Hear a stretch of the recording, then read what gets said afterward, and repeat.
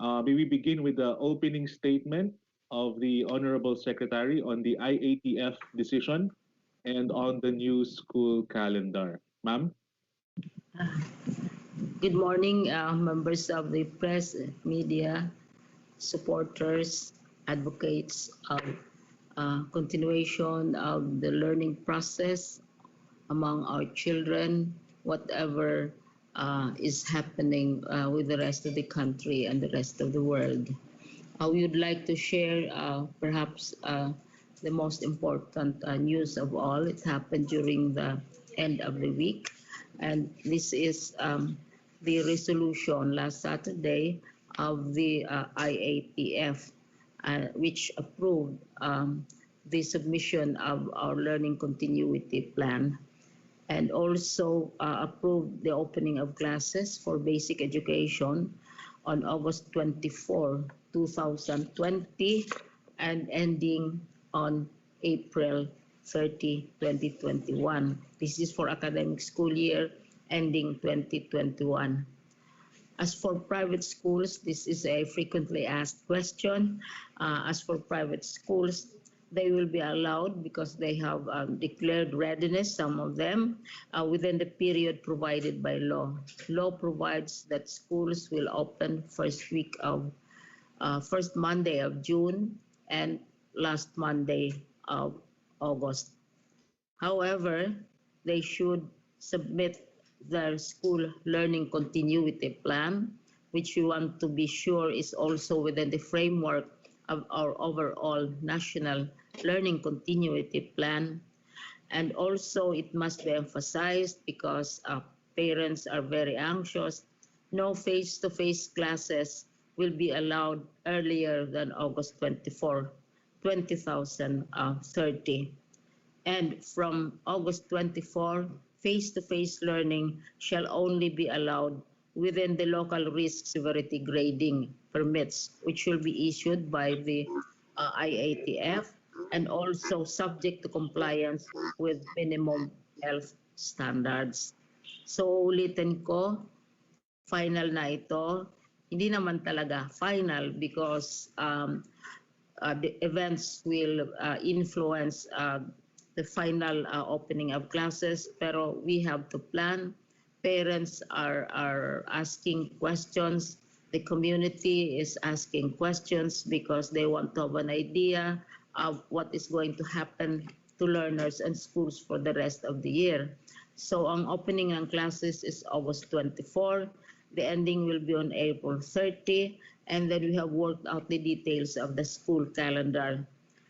Private schools and maybe even public schools will be allowed to open within the period provided by law, because we have an existing law which states that first week of June up to last day of August will be will allow the opening of schools, formal opening of schools. Also, we have emphasized that when we say schools will formally open on August 24, it does not mean that all of these activities will be face-to-face. I want to repeat this again and again and again, because parents and public have always said that they will never allow their children to go to school, even if there is already opening of classes, because of the fears of the dangers of COVID. But we are saying that when we say schools will formally open, it does not necessarily mean what we say humorously as face-to-face. Hindi. Depending on how the different areas are classified by IATF, and also depending on the compliance of minimum health standards of the Department of Health. So ganon ang ating ruling. Now, as to the various learning delivery options, a lot of questions have been raised. I believe and I noticed that there is not much awareness of the degree to which DepEd has already progressed in the offering of alternative delivery options. Even before COVID, DepEd schools, some of those who are capable and also supported by local governments, as well as partners in education, have already been engaged in alternative delivery modes other than face to face. So it can be face to face, it can also be virtual, it can also be distance learning. And this would be what we describe as blended learning, a mix of face to face as well as other delivery options, distance learnings, and homeschooling. Um, by distance learning, we mean all the other traditional ways by which learning has been delivered outside of face to face. For example, we have noticed a frequent observation is that not everyone, not all places in the country have access to ICT or to platforms. Well, we also notice that there are more cell phones than humans in the Philippines, 173 million as of the latest count in a country of 100 million people. So cell phones can be a medium of transmission. And then we also have television. Many of us right now in the Philippines have access to television. And finally, if there are places where there is no television, we have the classic way of transmitting knowledge and news, which is radio. And these radio programs have been around since the time of your grandparents, those of you in the press conference. When MacArthur said he will return, he did not text. He said it over radio. When finally World War II was decisively finished, the byword at the time was the Eagles have landed. Hindi naman yung tinext, hindi naman yung tinivy. Radio naman. And many institutions, whether formal universities, colleges, and civil society groups, religious organizations, have always resorted to radio as a way by which knowledge is transmitted. For example, a good friend of mine, Father Francis Lucas, works with farmers, and lessons are transmitted on up-to-date farming via radio. This happens all the time, all over the country. And these are very effective ways of reaching people who don't have access to platforms, who don't have access to TV, who don't have cell phones, but they have radios. So it's not just learning platforms. By learning platforms, I would like to share also that DepEd has developed what is now known as the DepEd Commons.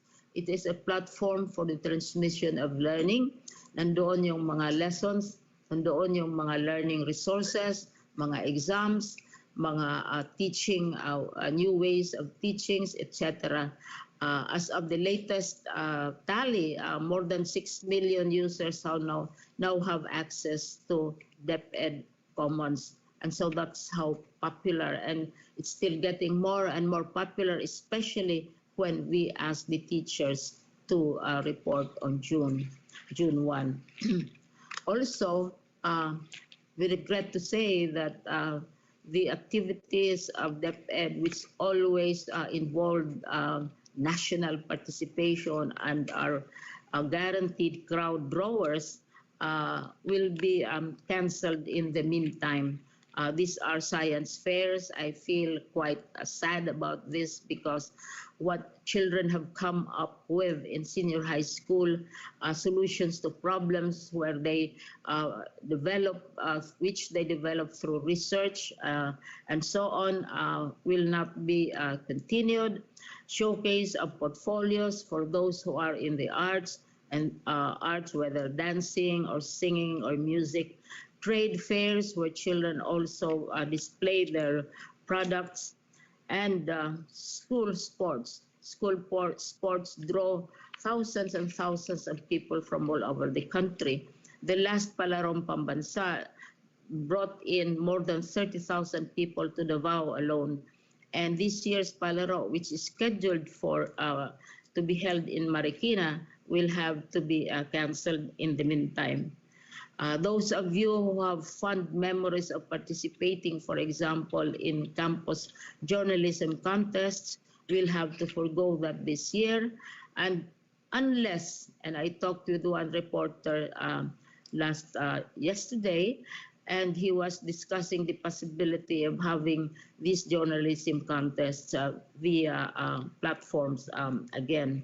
The Festival of Talents, which I consider very exciting and very inspiring, where you have dances, singing, and street activities, job fairs, which are also very popular with senior high school kids. And all of these are canceled except those which are conducted online or by TV or by radio or by cell phone. Also, some good news, some more good news. Secretary Martin Andanar of PCOO has offered the use of the government's television and radio stations. They are expanding the scope and the reach of television and radio stations to implement the programs, the learning continuity program, especially for distance learning, where television and radio is the main way of transmitting learning. Many of you have been very anxious, because who should not be anxious? Who should not be afraid of COVID? But I would like to assure everyone, as I have presented to IATF, that we will observe all the guidelines. We will not allow schools to be open without the minimum, without compliance with the minimum standards of the Department of Health, without the classification that will allow them to open schools from IATF, and all the other precautions. And at this point, perhaps there will be greater appreciation for our reluctance for the use of the schools as parking areas, as for those who are suspect for PUIs and PUMs, and we are discouraging this unless there is an undertaking from the local government that all the precautions will be utilized, and also kailangan may assurance that after the use of our facilities will be thoroughly cleaned. So ayun, we are now informing local governments in advance that we are opening on August 24. So we are slowing down on requests for the use of our classrooms, and it is actually happening. So we are implementing a safe back to schools program. We will not allow our children to go back to schools unless conditions are favorable. Now, distance learning will also be a major component of learning delivery, as earlier pointed out. Now, so we are working double time. If we work 10 hours, 12 hours a day in the EXICOM, in MANCOM, or Management Committee, involving all the regions and the superintendents, and also in the national committees, particularly the IATF. If we used to work 12 hours a day, we are now working 24 hours a day, because we cannot afford to be wasting the time of our children, of our teachers, and of our countrymen. Now, what are the highlights of our school calendar for school year 2020-2021? I've already said opening will be August 24. It can be virtual or it can be face-to-face, depending on compliance with standards. School year will end on April 30, 2021. And I am exercising the prerogative, if necessary, to authorize the conduct of distance learning activities on Saturdays. But if there are religious considerations, then we can consider Sundays as well. So in total, according to law, our school calendar should be composed of 203 school days, but not all of these will be spent in school. A significant number will be spent at home where students can do their homework, can do their studies, and teachers can also upskill themselves. I've already said physical opening of schools will depend on risk severity grading and the guidelines of the Department of Health. So, pag sabihing August 24, it does not mean na physically opening sa lahat. And all of these will be authorized by the regional and the division offices. Division offices will recommend to the director, to the regional director, and regional director will finally approve. We have been talking with the private schools. They have indicated, some organizations of private schools have indicated their interest in opening school in June. Again, we will allow them upon their presentation of their learning continuity programs, and also, if necessary, a showing of the facilities that they have for online delivery. Kasi yung mga June, kailangan wala talaga yung face-to-face at this particular time. No? So basta within the first Monday of June, but not later than the last day of August, pero may mga provided. Now, as for the teachers shall be rendering service starting June 1.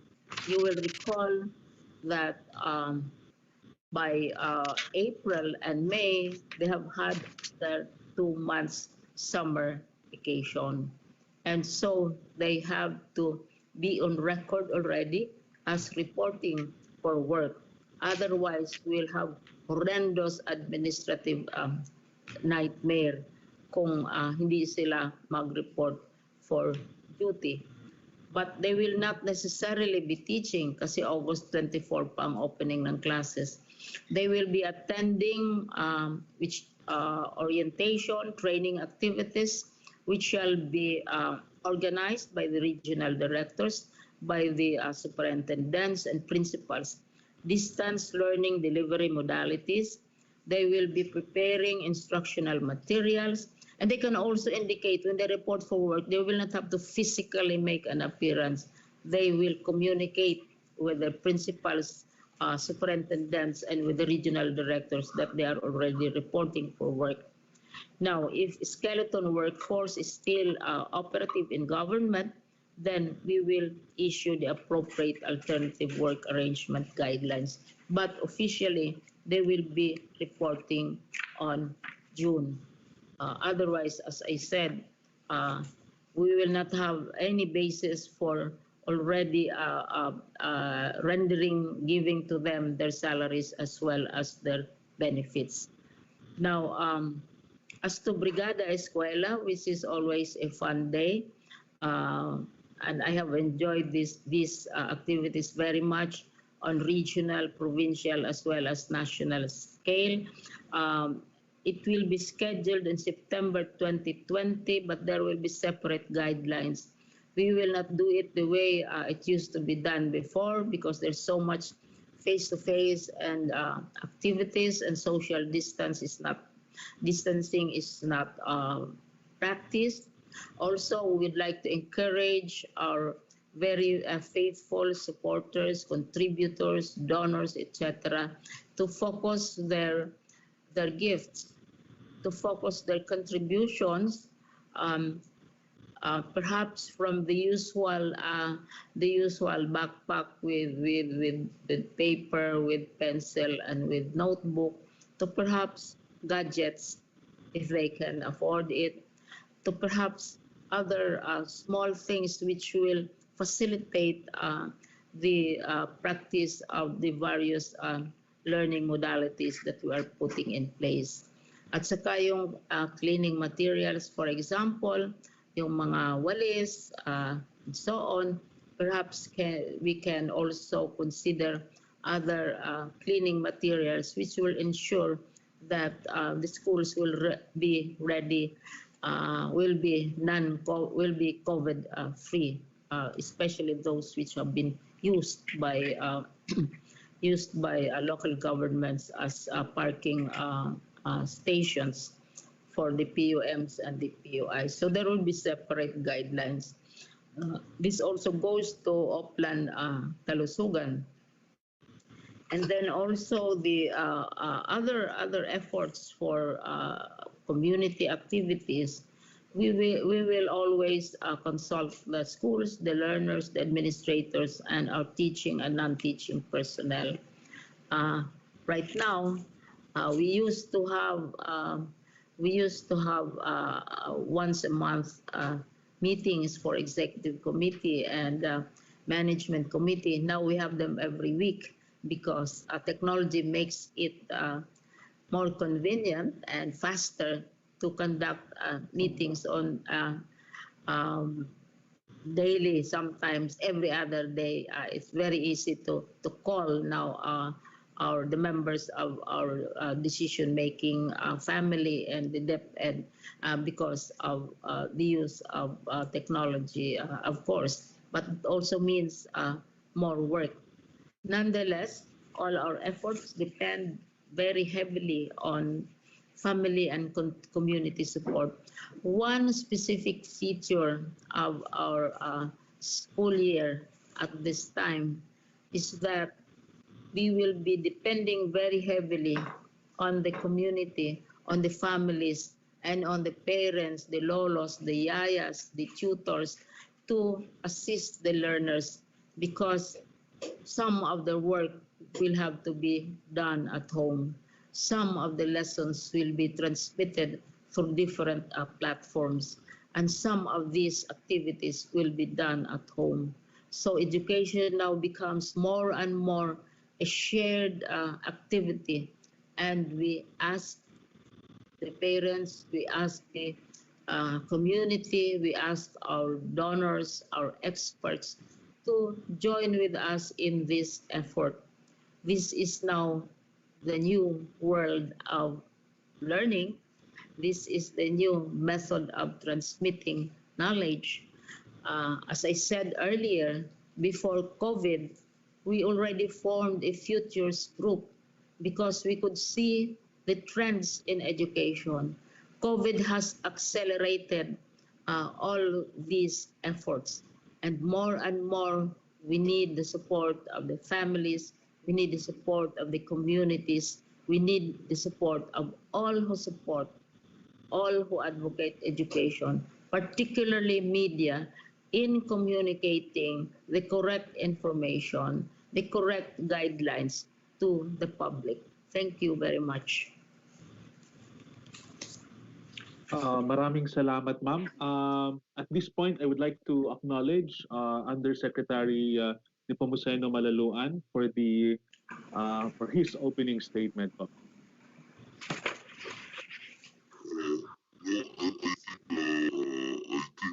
Oh, sound is bad. Yes. I think the secretary has provided Uh, yung audio po ninyo, medyo... hello. Hello. Hello. Yusik Nepo, you sound ghostly. Hello. Good Yes, morning. sir. Okay. Ayan, mabuti pa. Ayan, klaro na. That's you. The highlights, as stated by the secretary, I think provides the clear discussion of the direction of the department at this time, and so we will be ready to assist the secretary in responding to questions later. Thank you. Maraming salamat, sir. May we also acknowledge the presence of Undersecretary Annalyn Sevilla Ma'am, for your opening statement po. Magandang umaga po. Good morning, Secretary Yusek Nepo, and to all the DepEd family. Just to remind everyone in the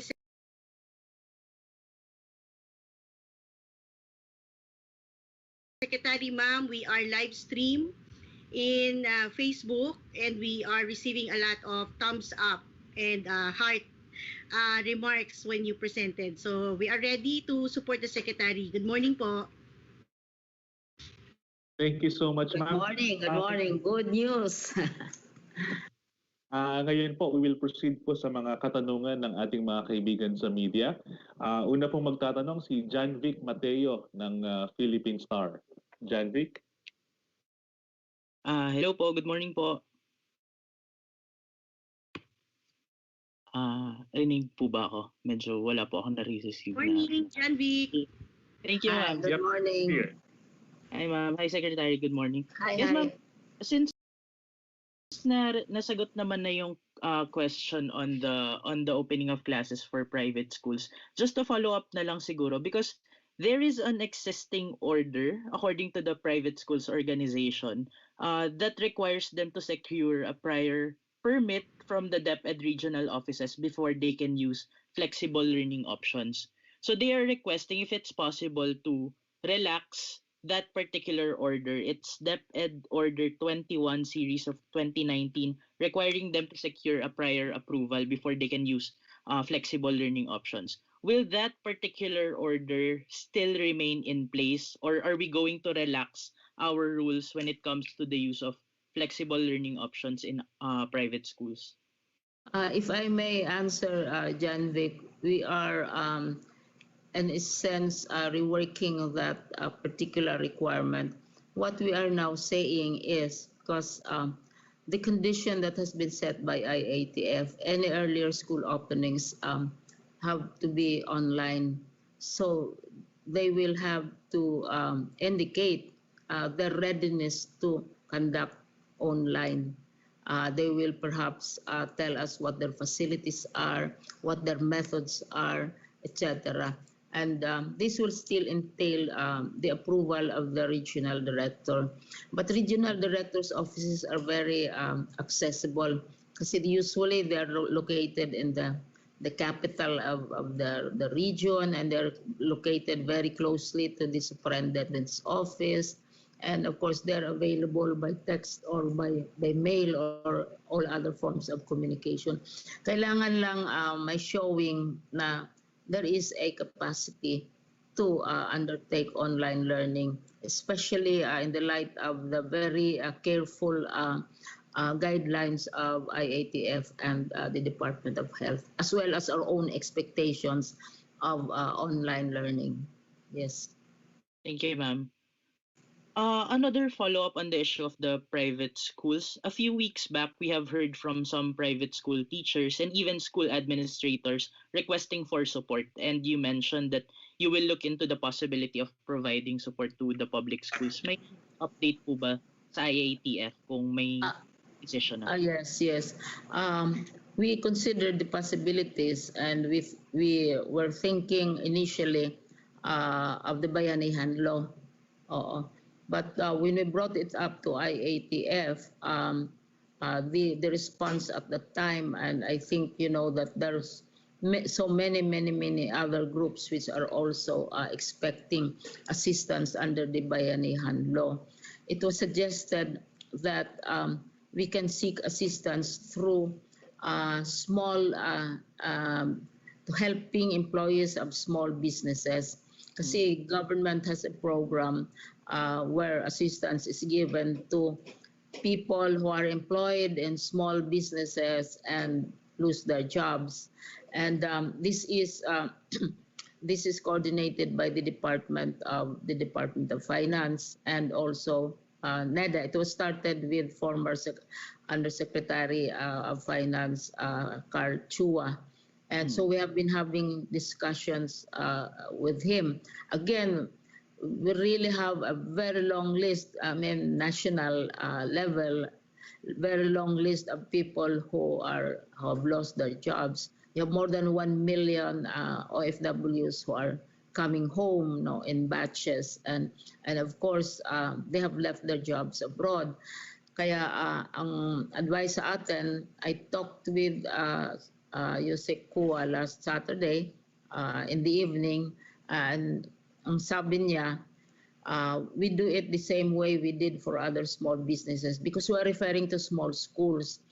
Although, alam mo dyan, Vic, you have more than 300,000 teachers sa basic education in private schools. But in the big private schools, these teachers who are permanently employed already have, contracts for 12 months. So they are fairly safe. And then we have also the teachers subsidy program for smaller schools and for teachers who have lower pay. So para hindi mag-duplicate what OIC Sec Carl, I get a little bit kasi dati finance siya, now he is in NEDA. Ang advice niya is we have to submit a list of all the teachers and their bank accounts, their contact numbers, etc. So that klaro talaga who are going to be the recipients, because we want to avoid duplication and we want to be sure of accuracy. So we are at that stage, so we're going to ask the organization of private schools. These are really, Jan Vic, these are directed, ang focus dito are teachers of small schools who cannot be paid, di ba, no work, no pay arrangements na hanggang 10 months lang sila.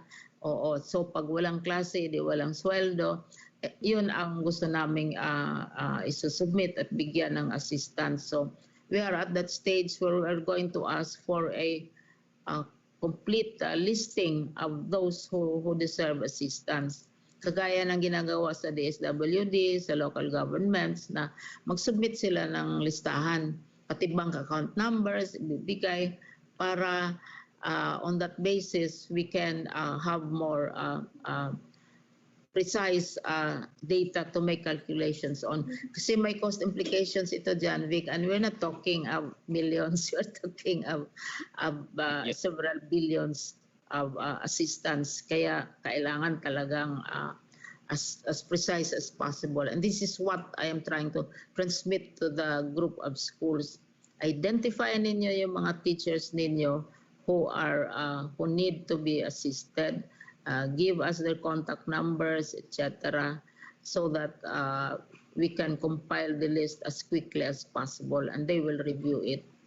Of course, the bottom line is availability of funds as usual. Okay. So that's where we are right now as of last Saturday. Thank you po. Sir, Secretary, last na lang on the quality of education, because the shift to distance learning would change the learning environment of the students. From the classroom na focus sila, ngayon pwedeng nasa bahay sila na iba-iba yung sitwasyon. How are we going to make sure that the quality of education would not be compromised, especially in the context of sulong edukalidad na we are actually pushing for further improving the quality of education of our students? This is precisely why we need lead time, na hindi talaga pwedeng pilitin yung June, and to stay within the boundaries of the law na we are scheduling up to the last week of August, no? And I cannot say na 100% guarantee na improve, mag-jump how many times ang quality ng education, because while we have been doing this on a limited scale in private schools, in public schools, we are now doing this on a larger scale, no? Because of the magnitude of COVID infection. So hindi ako makakasabi na 100% guarantee talaga. But what I can guarantee is that we are doing all we can. We are trying to cover all the bases. We are trying to identify all the challenges. And we know that we need the support of media in sharing the developments, the new ways of doing things, and so on. Communications is a very crucial factor because because of the anxiety of some members of our community. But then we also have people who are very enthusiastic. Kasi like Father Lucas, he has been in it for decades and decades, and now he sees that we are now recognizing the usefulness of radio programs. This goes for other schools and other communications outfits as well. Finally, na-recognize ang radio. Finally, na-recognize ang TV as a positive way of sharing knowledge. Pero as we go along, we kaya nga nagmi-meet kami very frequently kasi if there are challenges, we act immediately and we get clearance from IATF as quickly as possible. To summarize, I am not guaranteeing 100% increase in quality. I'm guaranteeing 100, 200% effort in complying with the requirements of quality education. Maraming salamat po. Maraming salamat, Soki. Thank you, ma'am. Thank you so much, Jan. Thank you so much, ma'am. I would like to recognize po si Bons Magsambol ng Rappler for his questions. Bons? Hi, ma'am. Yes, hi, Bons. Hi, ma'am. Let's see you. Hi po. Can you see me na? Hindi ko makita ang face mo. I opened my video na po. Ayan. Hi, this is Bons Magsambol po from Rappler. So, I have two questions po. Actually, tatlo siya, pero yung una kasi nasagot na. So, yung first one, internet connectivity po remains a problem in some areas in the Philippines, especially in the provinces. If DepEd is considering classes to be conducted online or virtually, how do we make sure that no students will be left behind given the restrictions?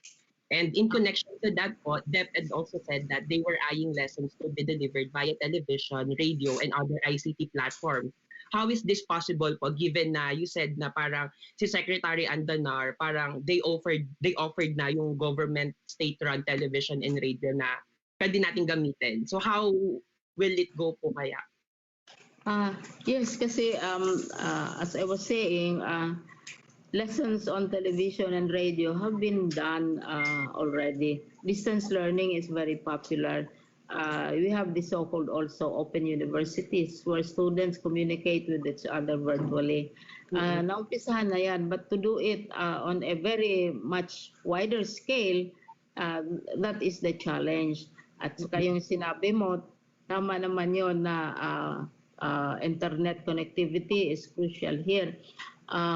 Pero napakabilis ng ngayon ng improvements or accessibility of internet and of learning platforms.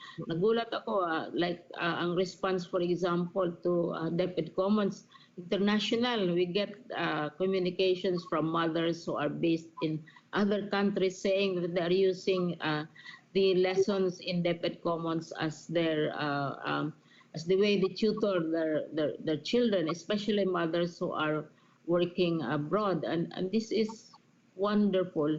Pero kailangan, medyo complicated, medyo malaki kasi national level na ito. But we are also decentralized like other agencies of government. We have our regional directors. Kaya ang actual implementation will really rest heavily on our regional directors, on our superintendents, and our constant communication, which, as I said, is now very much faster. Dati once a month lang kami magkikita and we spend hundreds of thousands bringing everybody in. Now we can bring in as many people as we want, consult as many institutions as we want through internet. Kaya it has to be very well organized. Now that IATF has already approved our learning continuity program, ang namin ngayon is the implementation aspect, and we need lead time. Kaya as we're stretching up to the last week of August. By the way, also hindi ko na mention kanina, a very important aspect of the learning process is the first week will be largely focusing on psychosocial preparation of the learners.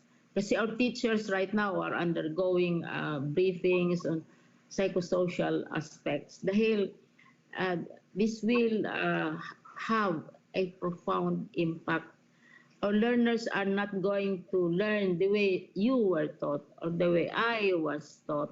And yung importance talaga, and of course I feel a little sad, but there is no other, I mean, we have to respond to what is happening. Sabi ko nga sa ating mga teachers, sa ating mga leaders, what kind of humans are we going to nurture and to bring up with these new kinds of teachings? Kaya importante yung psychosocial impacts on the children. Like our learners, you have seen this. You will remember when you were nursery, kindergarten, grade 1, you would hug your teacher, you hug your tutor. Teachers also hug the children, and then you always have this after class conversations with your teachers and with your friends. Now things have changed. Saka we are humans because we interact. Pero kung interacting through other means, we cannot really say what will be eventual result. But we try to retain what is human in our educational system, even as we are using new methods. This is the challenge, and kaya we are really asking for the help of everyone involved and everyone who is interested, not the children of 2 years from now, the election time, the children of 5 years from now, but the children of the future who will be handling, who will be leaders of society itself as a whole. Yun ang challenge. Okay. Ma'am, follow up lang doon. Kasi parang Yes. You said na parang, ayun, so ino-offer na or we're actually eyeing the use of radio and television on a larger scale. So nationwide na siya. So nasa na po tayo dun sa preparation na yon? May timeline na po ba tayo on the implementation of that? Siyempre, kaya importante yung naset natin yung August 24 because we'll be going back and forth, kailan ba, December, October, September, August. Kung may timeline tayo, whether it is going to change or not, at least, I mean, at the very least, you have a framework na, you have a goal na ito na yung starting point mo. So between now, which is the end of May, we have to be able to have very solid preparations by August. And this is not only for the alternative delivery modes, but this is also for the physical aspects na kasi there will be schools which can be physically opened depending on the decisions of IATF and DOH. So handain din yung physical aspects. Kaya in one region, for example, nag-attend ang aming director ng meeting ng regional planning, yung regional council. Sinabi na niya na pwede bang isauli na ninyo yung mga schools namin na ginagamit. At saka huwag kayong magalit kung hindi na kami papayag na gagamitin yung mga schools namin dahil naghahanda kami because the schools which will be open have to be absolutely squeaky clean by the time we allow face-to-face. At maintindihan na nila. Dati kasi controversy talagang bonds kasi pag sasabihin namin hindi pwede, maraming salita, no? Maraming speeches, maraming columns na nagsasabi, bakit hindi payagan na gagamitin ang school, Pero ngayon, we have a clear objective in mind. That is the purpose of setting very clearly without saying naman na nakataga sa bato, hindi ito 10 commandments. But you have a goal to work for. I see. Yeah. So sir, ma'am, one more follow-up po for that question. Kasi parang since inaayin natin yung television and radio on a larger scale po sa pagde-deliver ng lesson, yung tanong ko lang, how do we make sure po na walang maiiwan na estudyante given na ito po yung reality kasi sa mga provinces na even yung isang household, wala silang TV, wala silang access to television, and most of them are from public schools. So paano po kaya natin i-address yung mga ganung problem? As I said, radio is the most effective measure way of reaching this mahirap na ma-reach na places. Makikita mo yung farmer, madaling araw, ginigising ng radyo. Kasi wake up na, go to your farm na. While he is plowing, makakapakinig siya sa program, the mother who is cooking and washing clothes. Pinaka-extensive ang gamit ng radyo. For those na wala talagang iba, many households have television. And as I said, once, I think you appreciate the fact that there are more cell phones than humans in the Philippines. Yung latest count, 100 million tayo, but we have 170 million cell phones. At saka yung paggamit ng smartphones. Ngayon, ako talon-talo ako ng mga teachers ko kasi nakikita ko the things that their smartphones can do, which because my fingers are slower, I have to practice a lot, no? Kasi yung number one dyan talaga, of course, are your internet platforms. Second is your cell phones. Third is your TV. Talagang very extensive na din yung TV. Pupunta ka sa farm, makikita mo yung television aerial na ano. And fourth and finally, molecule ka pa noon mo sa eyes in your parents. Kasi ako, naabutan ko na yung schools of the air. I used to be involved in schools of the air. No?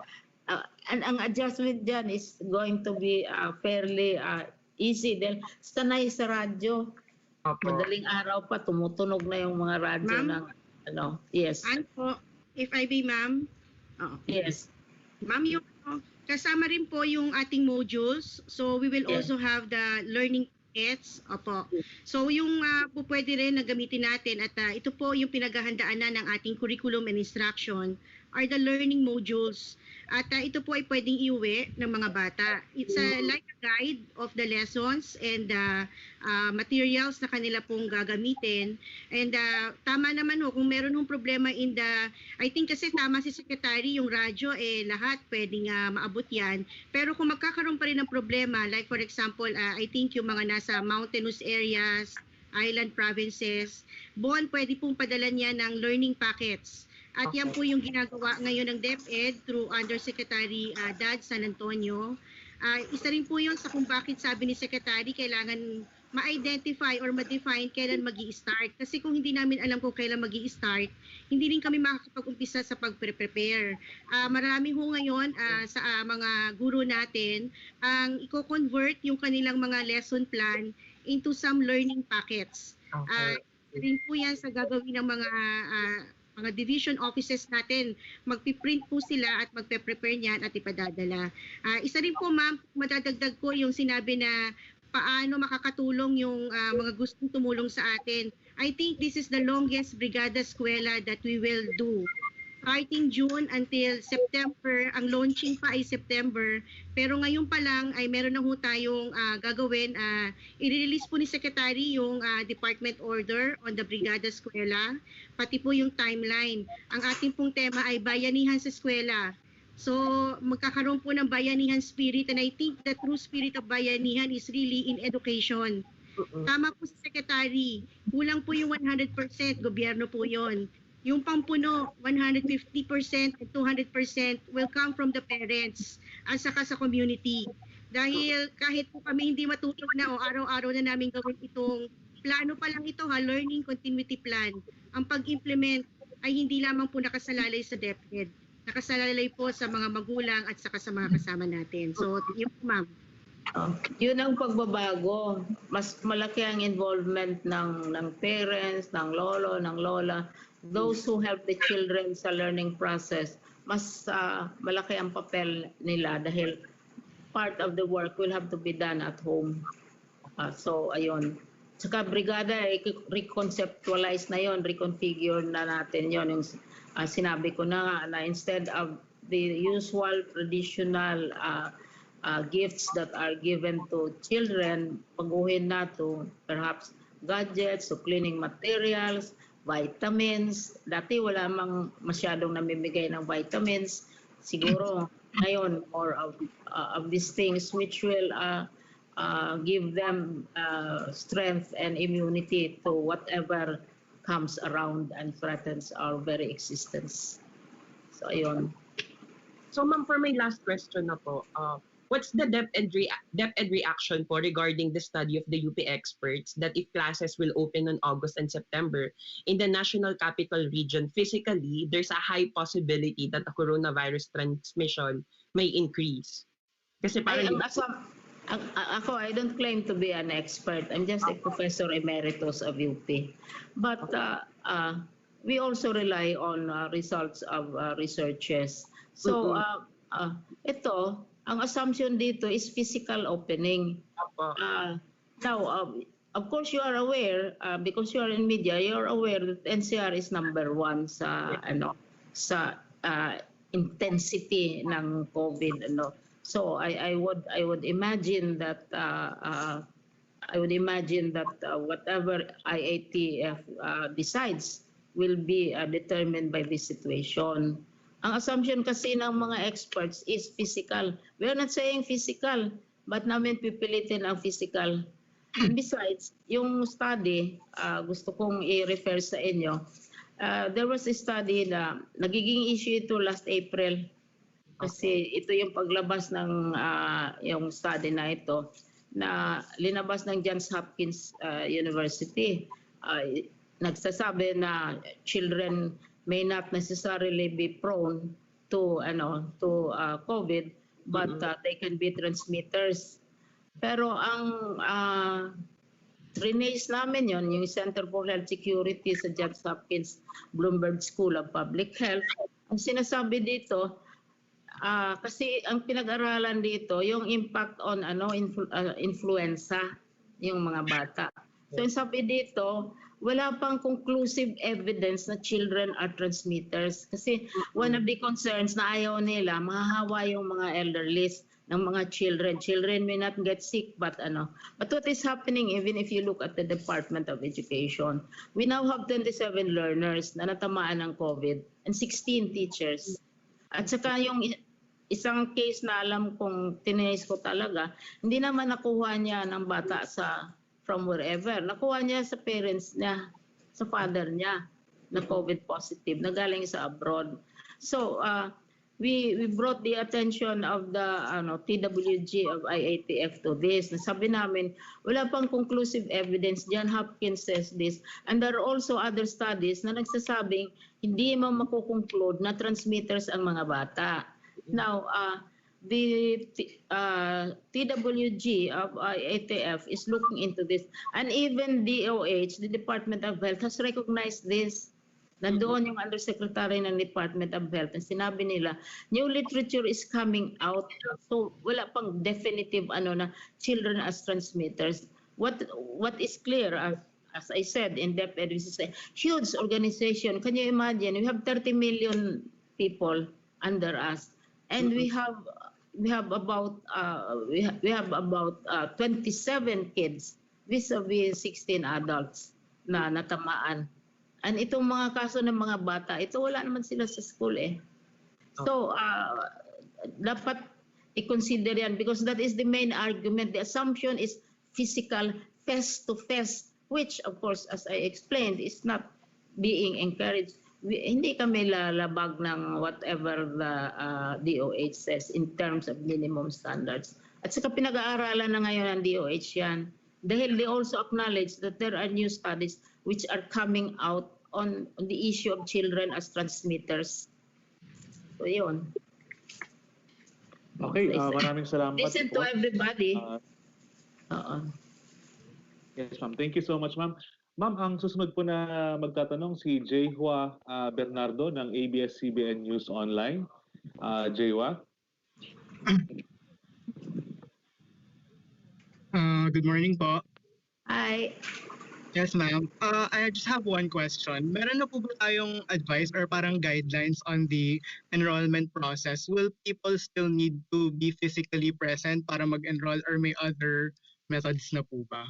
No, January pa, enrollment has been going on since last January. And most enrollment is now done online. Okay. So yung sa June 1 to 30 nating formal enrollment period, it picks up from the kasi agawan kasi ng ang mga parents may preferred school sila kasi yung malapit sa kanilang bahay and so on, and gusto nilang may favorite teacher sila or favorite school official, so namimili sila. So as early as January nag-enroll na yung online mga parents, mga bata. Lalo na yung sa lower grades kasi naghahabol talaga sila.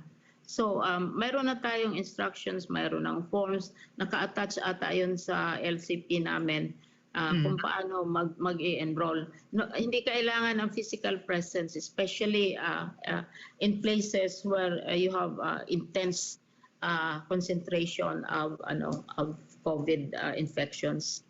Oo. So, ayun. Can I add, ma'am, to the enrollment?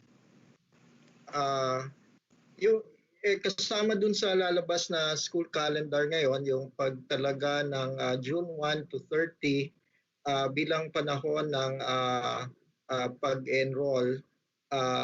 Tama yung sinabi ni Secretary na mayroong advanced registration or early registration, pero itong June 1 to 30 ay panahon para ma-revalidate yan dahil nag-iba yung kondisyon. Hindi natin alam kung yung mga magulang ay handa pa rin ipapasukin yung kanilang mga anak. So magkakaroon ng iba't ibang pamamaraan para makuha itong mai-accomplish itong enrollment form. Hinahanda na rin ng aming ng LIS, ng pagbabago ng LIS,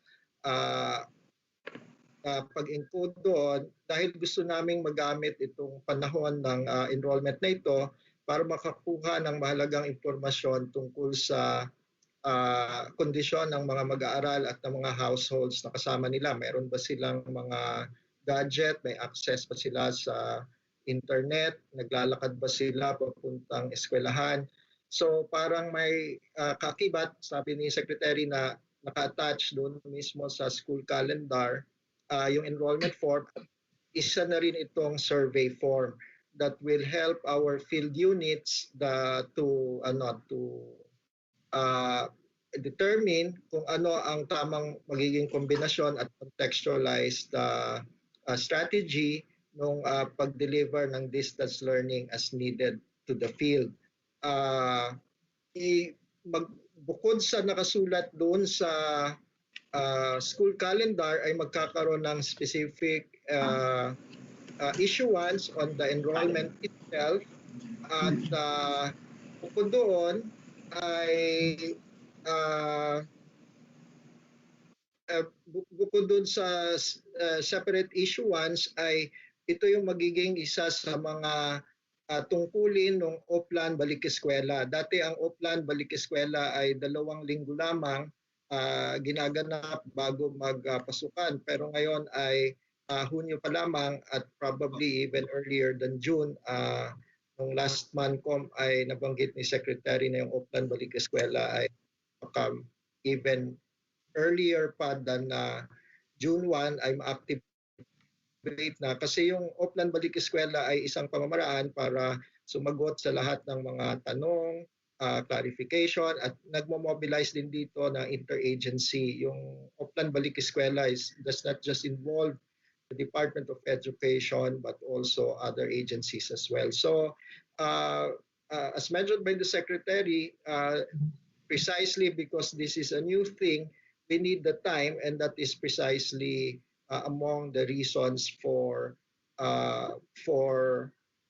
picking a later, yung sinabi ni Secretary na inilapit as much as we can to the pinakahuli na window na binibigay ng batas, whereas traditionally ay sa unang Lunes ng Hulyo binubuksan ang mga paaralan. Pero dahil dito sa mga operational necessities in adjusting to this new mode of organizing basic education this coming school year ay minarapat na pinili yung petsa na nabanggit ni Secretary kanina.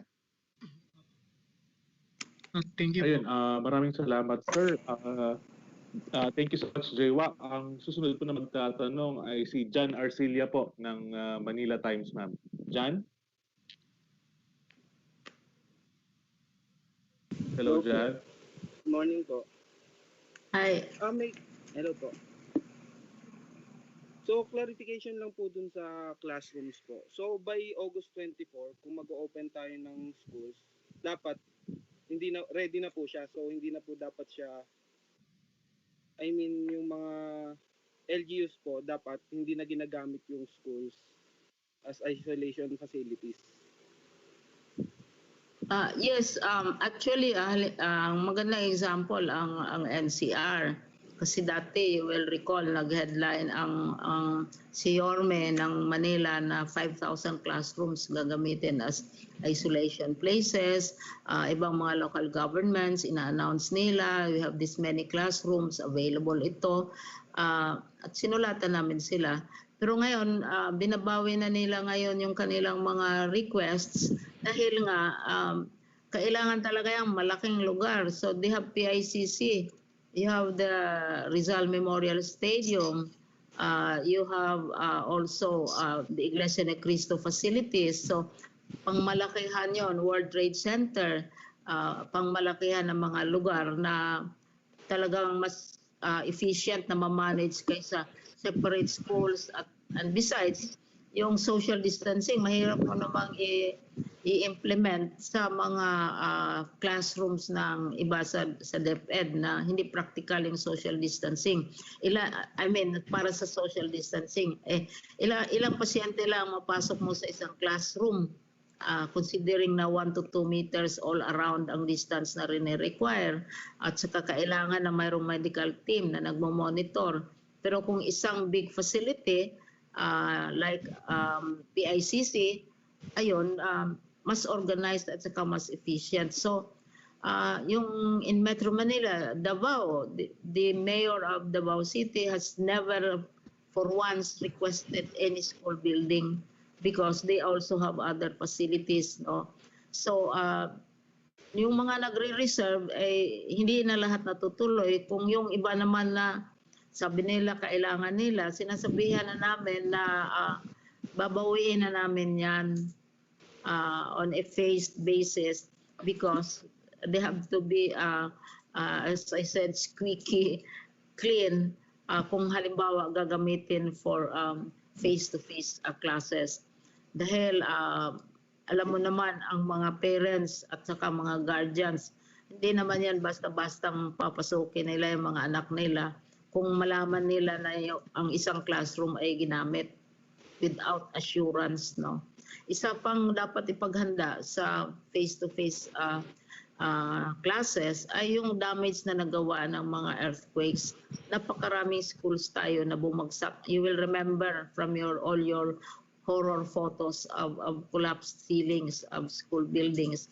Ay kailangan i-repair yan. This is why we also need time. Kaya hinihingi namin talaga yung pinaka-maximum na time, not only to prepare for alternative delivery modes, but also to prepare for physical classes, yung mga nasisirang buildings, paglilinis, at binabago na namin yung mga practices natin na dating para lang pa sa old normal. Ngayon, with the new normal, bago na rin ang pamamaraan, bago na rin ang outlook. So yun dyan. Ma'am? Gandaan din yan. Pero may may mabigat na financing requirements yan dahil mga ceilings ito ng mga schools in Zambales, in Mindanao, and so on. Ma'am, if I may, ma'am, related to yes, sure. Yes, ma'am. Kasi I think marami na rin po sa LGU natin ang nakaka-align na doon sa ating learning continuity plan. For example, specifically Mayor Sara of Davao has already issued instruction to prepare for the learning modules. So nagpe-prepare na sila even for TV and radio partnership. So naka-align po talaga dito yan at imbis na mag-isip sila kung ano ang gagamitin sa eskwelahan related to quarantine or isolation area, baliktad po, no, very strong support ang ibinigay ni Mayor Sara in our learning delivery approaches. And lahat po, pati teachers, binibigyan niya ng suporta para makapag-prepare dito. Isa pa po na example natin dito sa NCR is the City of Taguig. Nagbigay po sila ng malaking investment out of their special education fund para po magkaroon ng Wi-Fi connection ang mga eskwelahan nila. At nagsa-start na po sila na mag-provide ng gadgets at saka facilities for the teachers and students. So, isa rin po sana sa yung sinasabi nyo kanina, ma'am, na 100%, tutuloy ko ulit, ay part natin ng LGU dahil meron din po silang resources na tinatawag na Special Education Fund. At kung meron po tayong ganitong advanced na preparation at saka timeline, matutulungan po natin sila. Kasama po yan sa Brigada Eskwela na gagawin natin. Hindi lang po mga magulang ang ating i-orient at papaliwanag kung ano yung gusto nating gawin na hindi po normal, yung new normal. But the local government units who has resources will also be given guidance na magamit po nila yung kanilang available na resources ngayon na patungo doon sa bago or the new normal na gagawin natin. Yun po, ma'am. Thank you. Okay. Maraming salamat, Yusek. John, you have follow-up Last question? na lang, Or sir. Okay na. Okay. Last na lang, sir. May final po si Senator Gatchalian na resolution on Senate inquiry on effect nitong COVID pandemic sa basic education natin, ma'am. Can you comment on that? Yan, hindi ko, I cannot get you clearly. Okay. Kasi Jen, po si... Yes, sir. Hindi pakirepeat ko lang yung gets. question. Nag-file po si Senator Win Gatchalian ng resolution conducting a Senate inquiry on effect of COVID-19 pandemic sa basic education, ma'am. Can you comment on that po? Yes, we have been, Jan, we have always been in touch with Senator Win because he's a very deep interest in education. At saka, either kami ang nagko-contact sa kanya kung mayroon kaming naiisipan o kailangan namin ng opinion niya. Kuminsan siya naman ang nagpapadala ng request. Lalo na mga research materials, nagpapadala siya ng request sa amin. So it's actually a very dynamic relationship na kung may kailangan siya, pinapasabi niya kaagad. O kung kami naman ay may gusto kaming ipaabot na bagong development, pinapaalam din namin sa kanya. Kasi nasa Committee on Education kasi siya at saka siya ang responsible sa Senate among others sa edukasyon at yung interest niya, napaka-deep ang interest niya sa education. So okay lang yun kung magka-hearing dahil naman pag magpatawag ang Senado ng hearing, bukas may hearing ang Congress, ay kami naman ay magko-comply because that's also a way by which we are able to communicate what is new and how we are resolving our challenges at this time, which are really, as Mons has shown, very, very tough, and si Bons pala, really quite challenging, but at the same time exciting because you think of new ways. I'd forgotten all about radio. Isip ko kaagad cellphone, isip ko TV. Nakalimutan ko yung radio na linakihan ko na ang tawag sa kanila noon, schools of the air, no? Ngayon, we are going to utilize radio as well. Okay, thank you so much, ma'am. Thank you so much, Okay sa atin. John. Okay, mag-hearing siya. Okay. Oo.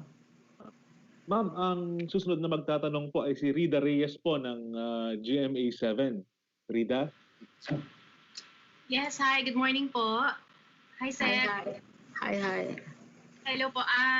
Actually, question lang po on the face-to-face setup on August 24. Maybe know, ma'am, kung ano po bang mga conditions or factors ang i-consider ng DepEd before mapayagan ang isang eskwelahan na ipatupad yung face-to-face. Like, will it matter kung nasa high-risk area siya or kung by August ay naka-GCQ pa po ba or kung ano po yung situation ng bansa na? It's very, very clear na ang determinant dyan is really what IATF assesses, no? Kasi doon sila ito yung committee na nag-get together ng lahat ng mga data from all the regions. Pag i-classify definitely ECQ is out of the question. Ang GCQ probably has to be considered very, very carefully. But there are also places na zero ang levels, like Bohol, nagkaroon sila ng 2, pero ngayon under control na. You have Siquijor, hindi makayanan ng mga beings doon sa Siquijor ng COVID, zero din there are places na nagtataka sila what all the trouble is all about since wala naman silang ganong klaseng problema. But still, we have to get clearance from IATF and the DOH kasi ang DOH may minimum health safety standards sila na dapat sundin. At naman, ang standards naman nila nanggagaling sa different international organizations, pero ina-adjust namin to the conditions of the Philippines. Yung 2 yun ang crucial. Otherwise, hindi kami talaga papayag na in a sense, mag-face-to-face ang mga bata at teachers. Sa face-to-face interaction po, if mapayagan ng isang eskwelahan na ipagpatuloy itong classroom setup, ano po ang magiging part of the new normal or safety protocols that will be put in place? Yung safety protocols will have to comply with the DOH minimum health standards. Pero ang mga bata natin, sanay na sila ng hand washing. Maybe it explains why out of you have 27 million kids, pagkatapos you only have 27 who have been COVID infected, and they got it elsewhere. And then you have 16 teachers. Kasi sanay na sila doon sa hand washing habits, yung covering your nose when you are sneezing. Ang medyo mahirap talaga yung social distancing dahil it's cultural and it's part of children-adult relationships na very very close, and it's part of the learning process talaga. And as a people, we are touching people. Maya-maya. Ako nga, tinatanong ako palagi ng mga friends ko, how many hands did you hold today? Kasi I'm used to holding hands and to making akbay and all that. No? And many of us are like, that's the difficult part, the social distancing. The other requirements of the Department of Health, kailangan may doktor ka, saka kailangan malinis and everything, mako-comply mo yan. And this is where we need the help of the brigada, eskwela, donors and adherents, no? Na i-shift nila, i-tweak nila yung kanilang forms of giving. Dati iba naman, no? Mga school bags usually yan, at saka mga kortina, mga pintura, but this time we'll be asking for more cleansing material instead of the usual brooms, iba na siguro. So babaguhin yan lahat. So everybody has to come in, hindi lang ito DepEd endeavor. Oo. Sec, si Senator Gatchalian po ulit, sinabi niya na kung matutuloy yung face-to-face interaction, dapat daw may budget ang mga eskwelahan to provide for face masks, disinfection, and even sana ma-maintain yung malimit to 15 to 20 students per classroom. Is that achievable po? Well, we are aware of that, no? Kasi requirement talaga yun sa face-to-face. Although ang thinking ko, the way I look at it, ang face-to-face, when we start in August, hindi naman siya nationwide. So siguro makayanan yung requirements for masks kasi marami ng donations. Actually, mayroon nang nag-start na mag-donate. Ang layo pa ng August, may nag-donate na ng mga face mask, yung mga N95 types na face masks. mga vitamins, etc. para ma-protect ang mga bata. Pero sa tingin ko, hindi siguro, well, ako lang, I'm just speaking from the top of my head, no? Dahil the numbers are not very clear yet. Na kung ilang face-to-face ang magagawa. Depends on a month-to-month, day-to-day basis. Kaya practically, everyday nagmi-meet ang IATF and the numbers change. At saka sometimes there are surprises, like Cebu, like Zamboanga, no, na masu-surprise ka. And especially now that these are not children, these are our OFWs who are coming home. So we have to also see to it that they are safe, so that the homes and the children that they're coming home to will also be safe. No? So itong mga yan, all of these will have to be taken into consideration. Pero tama, that's a very sensible thing. Tama yan si Senator Gatchalian. The thing is, paghandaan. And some donors are already thinking along those lines. Yan ang mga iniisip nilang i-contribute to the learning system. Last question na lamang po. Yung dun po sa e-learning naman, how do we expect yung population po natin ng mga kabataan na wala po talaga silang knowledge on e-learning, on the use of internet, na makakup kagad doon sa kaalaman kung paano gumamit ng mga equipment, device tungkol dito sa e-learning?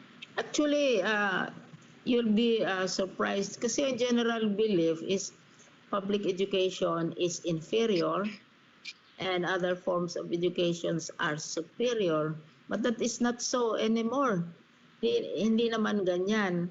And as I said kanina, even before COVID, we already organized a futures group, not in terms of the next election or the next administration. No, how education will be like and what kind of people we are going to nurture maybe when they are 30 years older, 50 years older, anong klaseng society ang i-build natin. And that will inform the content of what we teach at this time. So, hindi naman totally behind the times because you already have 20th century classrooms, 21st century classrooms, even before COVID. At the time that COVID landed in the country, na it became a source of talaga leading to the pandemic, I was in Abra and I was observing children being taught how to use their tablets in a barrio school. Oo. So hindi ganon ka I would say ka behind ang mga ngayon. Kasi ang bilis matuto ng mga bata. And this is why we also want to upskill the teachers. Ang daling maturuan ang mga bata. They have this courage, this bravery to try new things, which sometimes adults are afraid of doing. So we have been winning, contests, international contests in science, in invention. Ang ating senior high school kids are doing very well. We join math contests and all sorts of activities. Unfortunately, hindi na yan pwede ngayon. Oo. Kaya itong window natin na tatlong buwan, we want to use them up in upgrading not only our learners, but also upskilling our teachers. Kasi lalo na kung may access sila sa platform na DepEd Commons, I said, there are already 6 million of them in a matter of about less than a month, no? Na nag-access, international pa yung nag-access na ibang mga parents, no? So, the assumption that dito lang tayo sa mga urban-based places, alam na when you have a parent, you have a mother working in Dubai or a father working in Europe, siyempre, if you are a child, you learn how to use communications because your father in Dubai will see to it that you will have your mother in Europe, maski la bandera siya, will see to it that you have all these gadgets De La Bandera, monitors her husband, who probably is a driver in Saudi Arabia. Monitor niya. I must confess that those in my household, not, ang pinakamahusay, hindi naman ang Secretary of Education sa household ng Secretary of Education. It's the house personalities who are very much faster dahil they're communicating internationally. Ayun. So, that's why we have to cope. Ma'am, And we pwede cannot cope by ourselves. Teacher, ma'am. Pwede Sir, present ka ba? Kaya practice na po tayo for the online classroom. This is how it will be. So that the students will also, raise their hand and then interact with the teacher. So ma'am, idagdag ko lang na yung learning continuity plan is a framework. Ito po ay parang menu. Choices of delivery methods that the school can adapt or practice and implement. So magkakaroon po ng flexibility ang mga division and regional offices namin to plan their own delivery approach. So very important yung question ni Rida. Ang magiging contextualization or choice ng mga eskwelahan will depend on the local public health situation. So definitely kung sa locality ay hindi po pwede ang face-to-face, wag nang piliin yung delivery mode na yon. But there are other blended, distance, and other techniques. So, pipiliin po nila, unang-una, depende sa public health situation. At pangalawa, sa capacity nila. Capacity also means, do they have the Wi-Fi connection available? Are the facilities and gadget and equipment available? Are teachers already trained, oriented? So, kung ang sagot ay hindi, wag po tayo dun sa online learning. We now go to the learning modules and the learning packets. So, para pareho pa rin nung nakapila o yung nahahawakan, yun na lang, hindi pupunta sa eskwelahan. Mayroon po tayong gagawin na paraan, kagaya rin ng sinabi ni Secretary, kung ia-allow na ang normal situation, hindi rin po pwedeng sabay-sabay papasok ang lahat. Magkakaroon din ng staggered scheduling and smaller size classroom teacher to student ratio. Kasi ang isa pa rin sa sinabi kanina ni Secretary Briones, ang new normal will be the minimum health standard and protocol.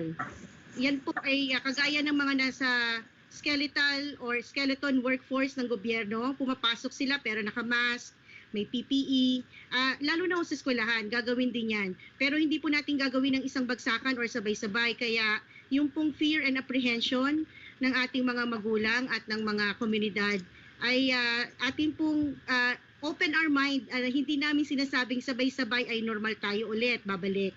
Mangyayari po ay contextualization and choice of the framework. Ang amin pong ginawa ay i-ready sa inyo kung ano yung pwede yung pagpilian. At yan po yung in-explain kanina ni Secretary. Hindi pa po siya detalyado. At alam ko yung mga questions ninyo are very valid and very important. Kaya nga po ginagawa ni Secretary na kami ay nagkakaroon ng meeting virtually with all the regional directors and all the superintendents. Kaya rin po maaga yung enrollment na sinasabi. In fact, hindi po yun yung totoong enrollment. The enrollment happened in January, February.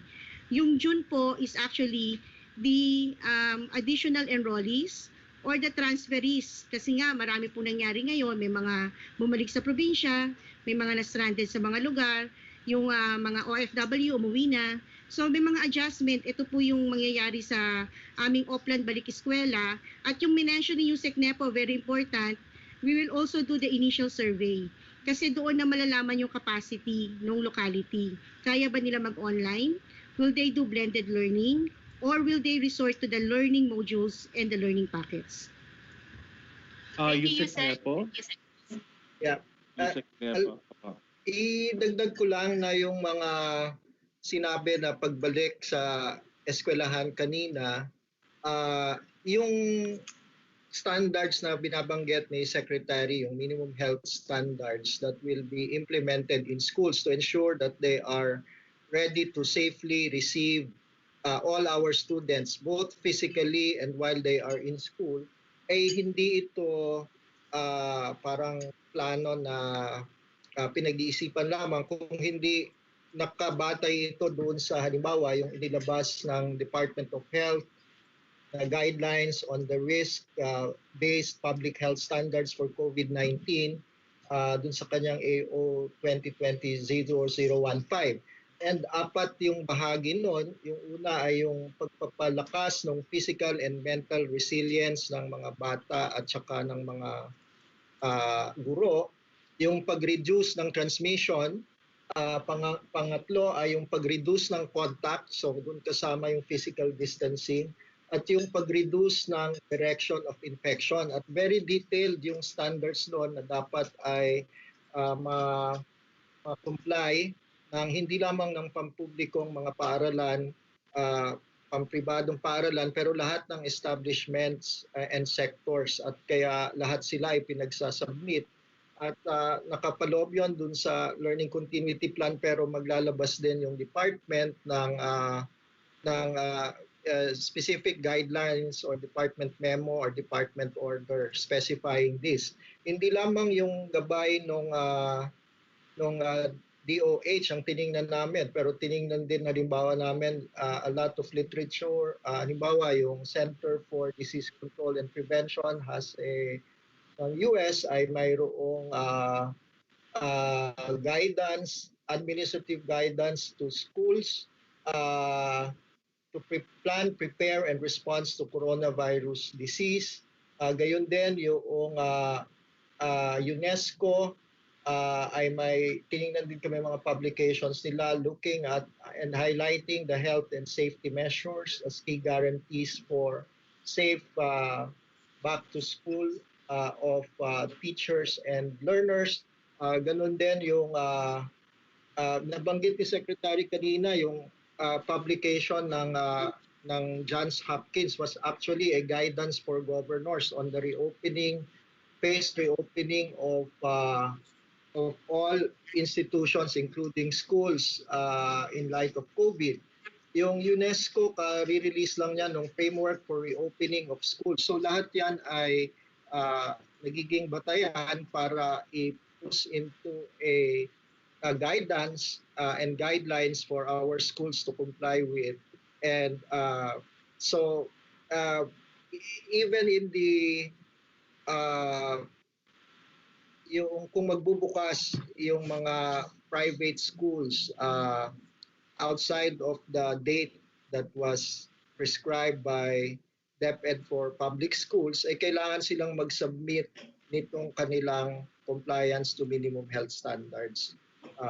So that is an assurance that the department will make that the schools will be safe, both physically when they receive the students and during their stay in the schools. In fact, si Secretary lagi niyang ine-emphasize na hindi magkakasya na in the schools lang because sometimes they are protected inside the schools, pero pag uwi naman in their transportation and in their home settings, baka doon naman sila unprotected. So in the light of COVID, you must maintain the minimum health standards everywhere, whether at home, on travel, or in schools 24/7. That's the only thing that will guarantee the minimization of transmission and outbreaks.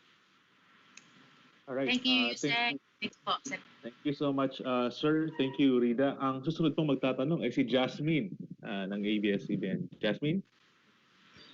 Good morning po sa inyong lahat, Secretary, mga USEC. Hi. Miss ka na namin. I'm just here, Secretary. My question po is... Na-miss ka namin sa last press conference. Sige. Opo. Anyway, but you stayed behind ata. Sige. Okay. Di kita rinig. Hello? Ayan. Hello. Okay. Yeah. First question, some students heavily rely on the feeding program. Since meron na po tayong mga ganitong klaseng measures, mga flexible learning, paano na po mag-a-adjust ang DepEd dito? Ah, yung mga feeding and other nutritional activities sa mga at the barangay levels, they have this practice of distributing grocery bags, and then also mga private sector supporters. Ang dami-dami niya na inaano, but it has to be well organized, of course, but these are organized by the LGUs. Sa atin sa DepEd, we can only have virtual feeding. You imagine, bigyan ka ng picture ng pagkain na ito kinakain mo, lalong gugutumin yung bata niyan. So usually direct feeding programs ngayon ang nangyayari at the level of barangays, local government units. And ayun ang nangyayari dahil kung virtual, hindi naman talaga namin makakayanang mag-feed sa mga bata in that way. Ibig sabihin po, ma'am, matutuloy lang po yung feeding program in schools where it is allowed. Yes. Where face-to-face is allowed. Patuloy pa din yun. Ang preferred nga namin, noon ko pa yan ulit-ulit na sinasabi na mas gusto noon ni dating Secretary of the Budget na lahat na bata. Hindi lang yung undernourished, malnourished, tapos they have their feeding program kasi magkaroon ka ng status complications. Yung ibang bata nahihiya silang magiging bahagi ng feeding program dahil ibig sabihin poor sila, ibig sabihin payat sila, ibig sabihin sakitin sila. At saka medyo naiinggit din sila sa ibang mga bata na may sariling baonan, etc. Kaya sabi, mabuti pa na lahat talagang bata, yun ang isasali sa feeding program. Kasi yung iba, lumalayas talaga, hindi sila nagpa-participate na ibang mga bata dahil nahihiya sila na ganun ang estado nila. Kasi always hunger is associated with poverty. So mga poor sila, mga payat, mga sakitin. So binibigyan ng reverse reverse impacts yan. Kala natin we make them feel na inaalagaan sila, pero sila naman ang feeling nila na I've talked to children na ganun tinatanong ko, ba't hindi ka sumasali? Nahiya sila kasi para silang mga poor na kailang pakainin, and that's not good for a child's self-esteem. Pwedeng magdagdag, Okay, go ahead. Jasmine. Ang alam ko ay bukas ay may meeting yung mga regional directors at saka yung school health at saka yung aming assistant secretary sa administration para pag-usapan nga itong school-based feeding.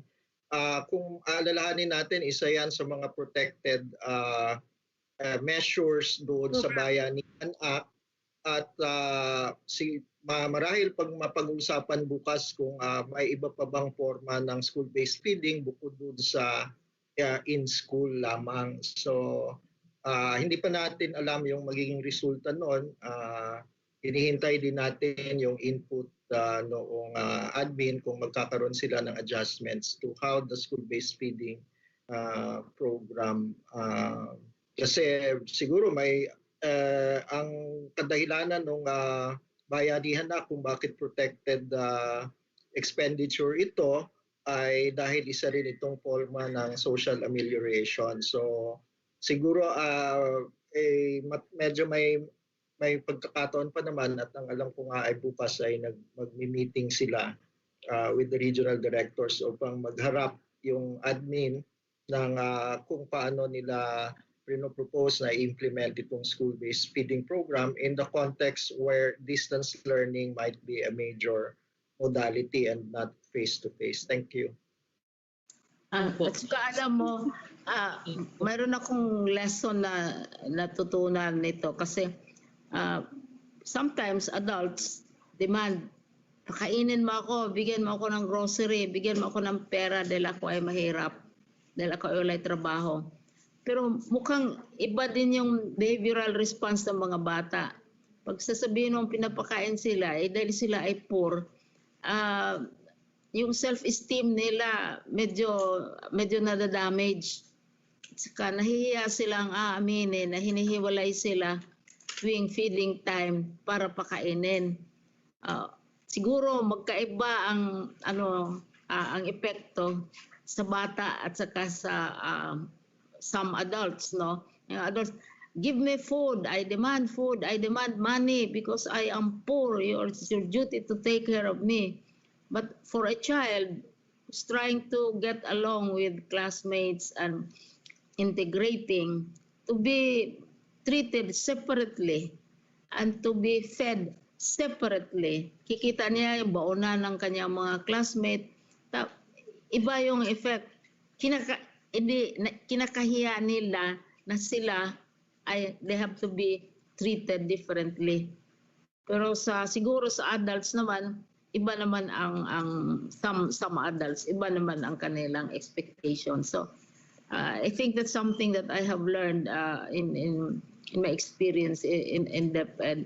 We have to be mindful of how children react to how we are treated. May nakausap akong bata, hindi na siya pumapasok. Bakit hindi ka pumapasok? Kasi nahihiya siya na pinapakain siya. At saka yung ibang classmates niya, hindi naman pinapakain. Yung status niya, medyo siguro kung paglaki niya, baka maka-acquire din siya ng ibang perspective na, hoy, duty mong pakainin mo ako. Huwag mo akong pagutumin. Pero getting along in school with classmates, lalo na kung mayroon kang kaibigan na gusto mong i-impress, medyo yan, sa tingin ko, medyo may effect. Yun, I will not say harmful. So that's very interesting. Thank you, Jasmine. Dagdag ko lang na impormasyon. Meron pa pong isang question, Secretary. Several weeks ago, DepEd has released a survey for the stakeholders to ask about the adjustments needed to be made for the flexible learning methods. Ano na po ang resulta ng survey na ito?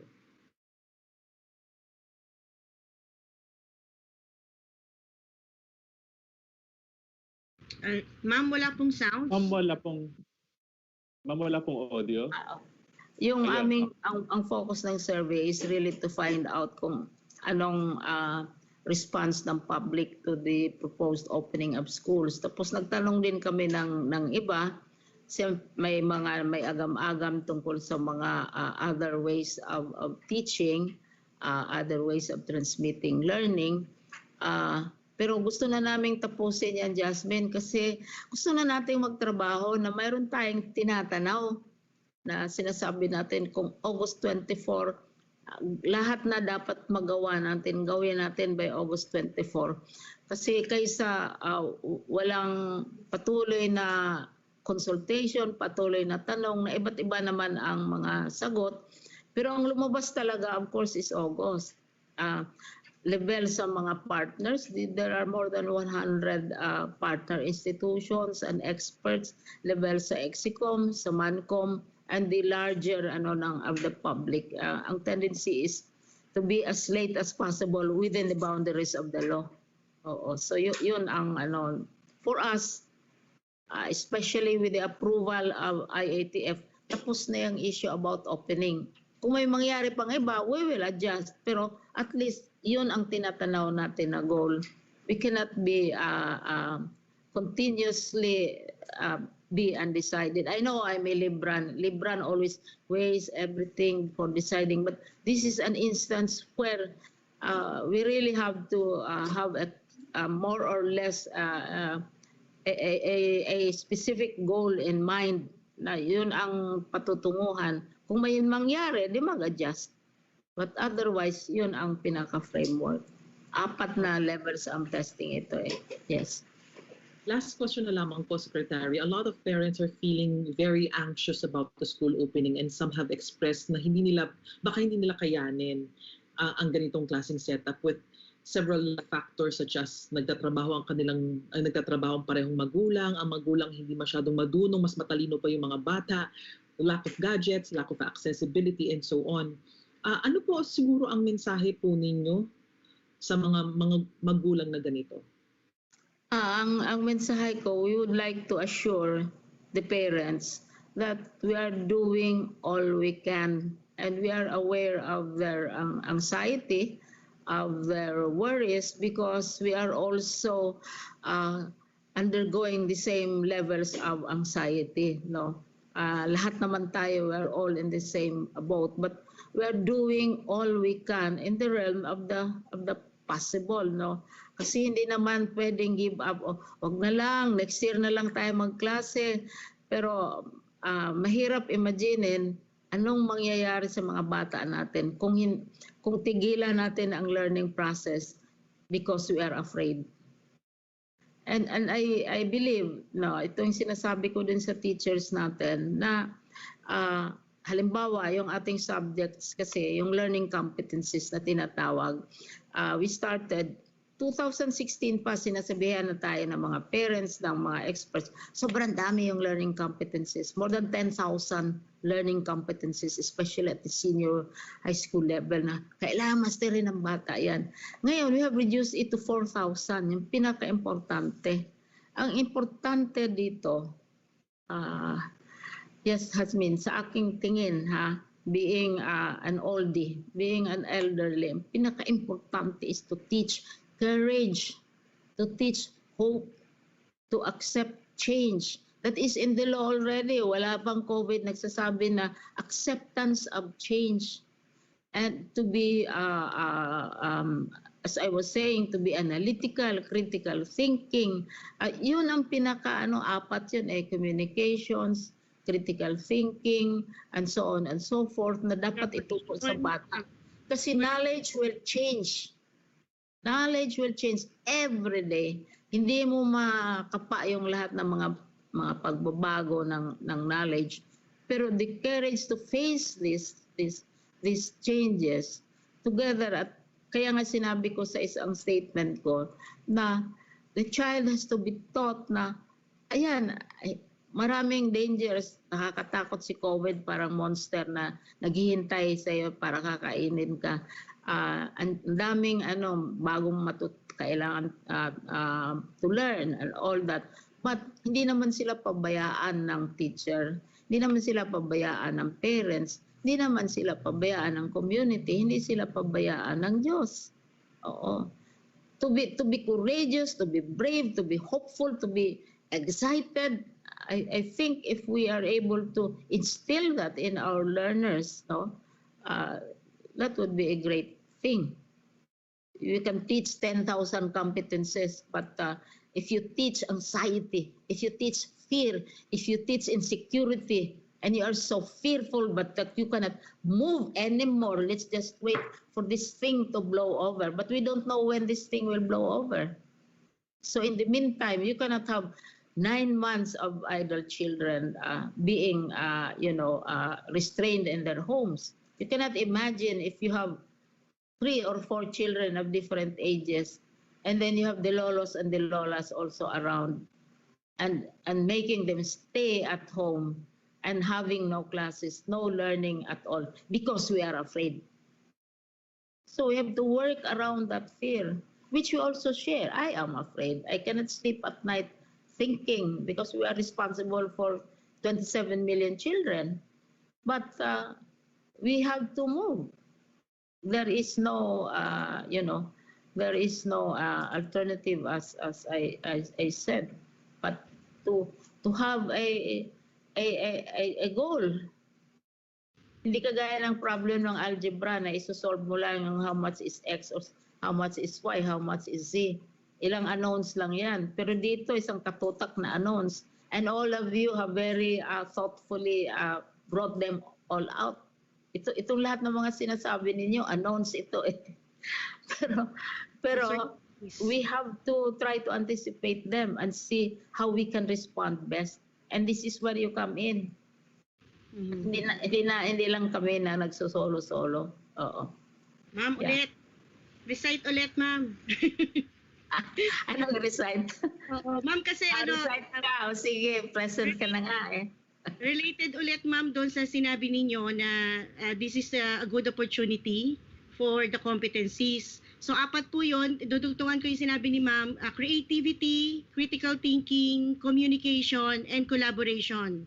Collaboration yan, collaboration. Yes, Apat. collaboration is actually what we are doing. That's the bayanihan. Communication is including technology, but of course we know capacity is not equal to all. But at least kaya pa rin natin mag-communicate kahit wala yung technology, but we will prepare them for that. Creativity and critical thinking, this is the best time to teach our learners how to do it. And isa na lang siguro ma'am, kasama doon sa learning continuity plan is that ang atin lang pong itatouch na competencies ay yung most essential learning competencies. Hindi po natin, wag po nilang i-expect na lahat ng subject na kinukuha under the face-to-face interaction will be covered in this alternative delivery mode. Magkakaroon po ng issuance guidelines ng ating curriculum and instruction kung ano yung most essential learning competency. At syempre, iikli po yung time, yung even the attention span ng bata. Yung kaya lang natin na ma-supervise and ma-monitor through a teacher or through a guardian and parent is really limited. But we have to think that this is education in emergencies.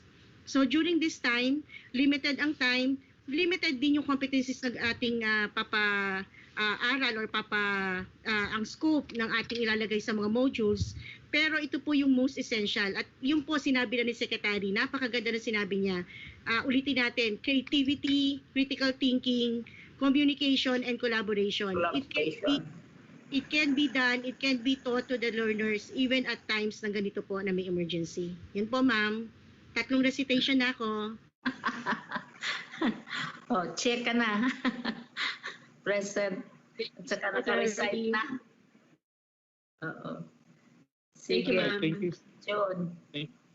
Thank you so much, Jasmine. Ma'am, since 18,000 po yung nakapanood ngayon sa sa DepEd Philippines, may mga questions po dito. Dalawa lang po, ma'am.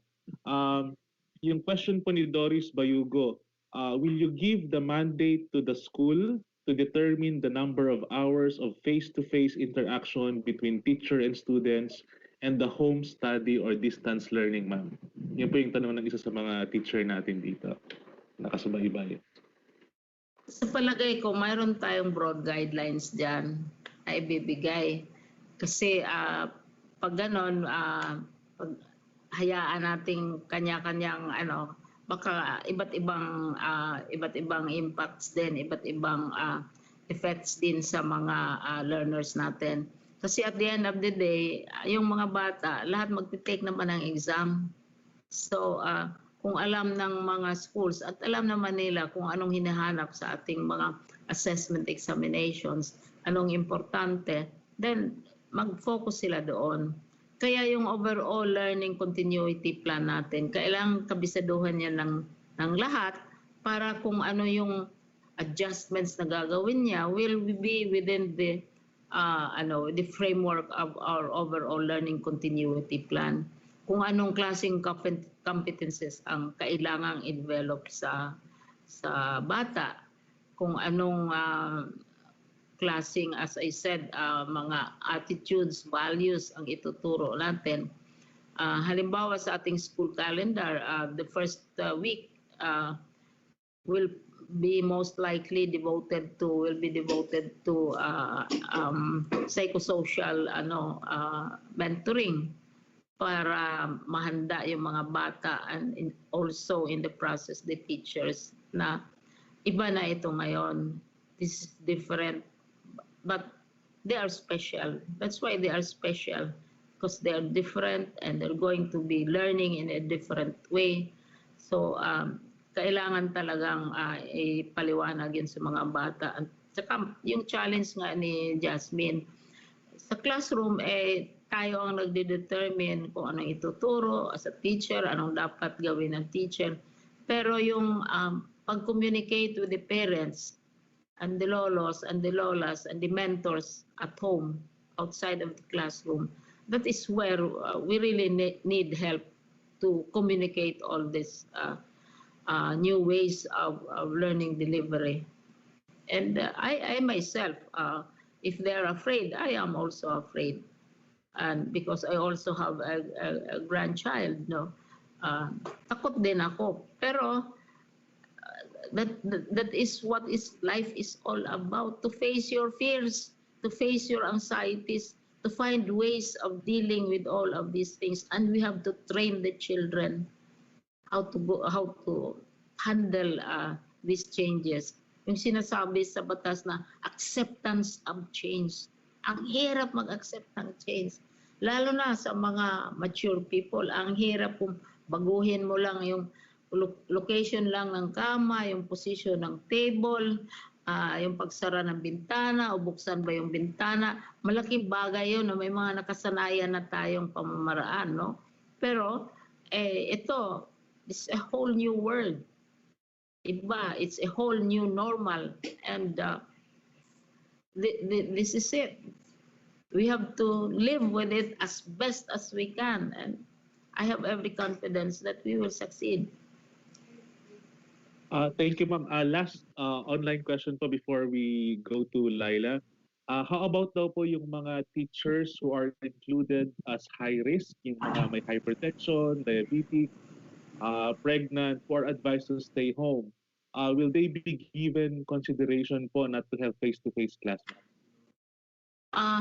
Kailangan yan i-discuss with the principals kasi ang mga principal superintendents alam yung individual cases ng mga teachers. At saka nasa kultura natin yan. These are things we don't want. I personally don't want to let go of yung not only being human but also being humane, no?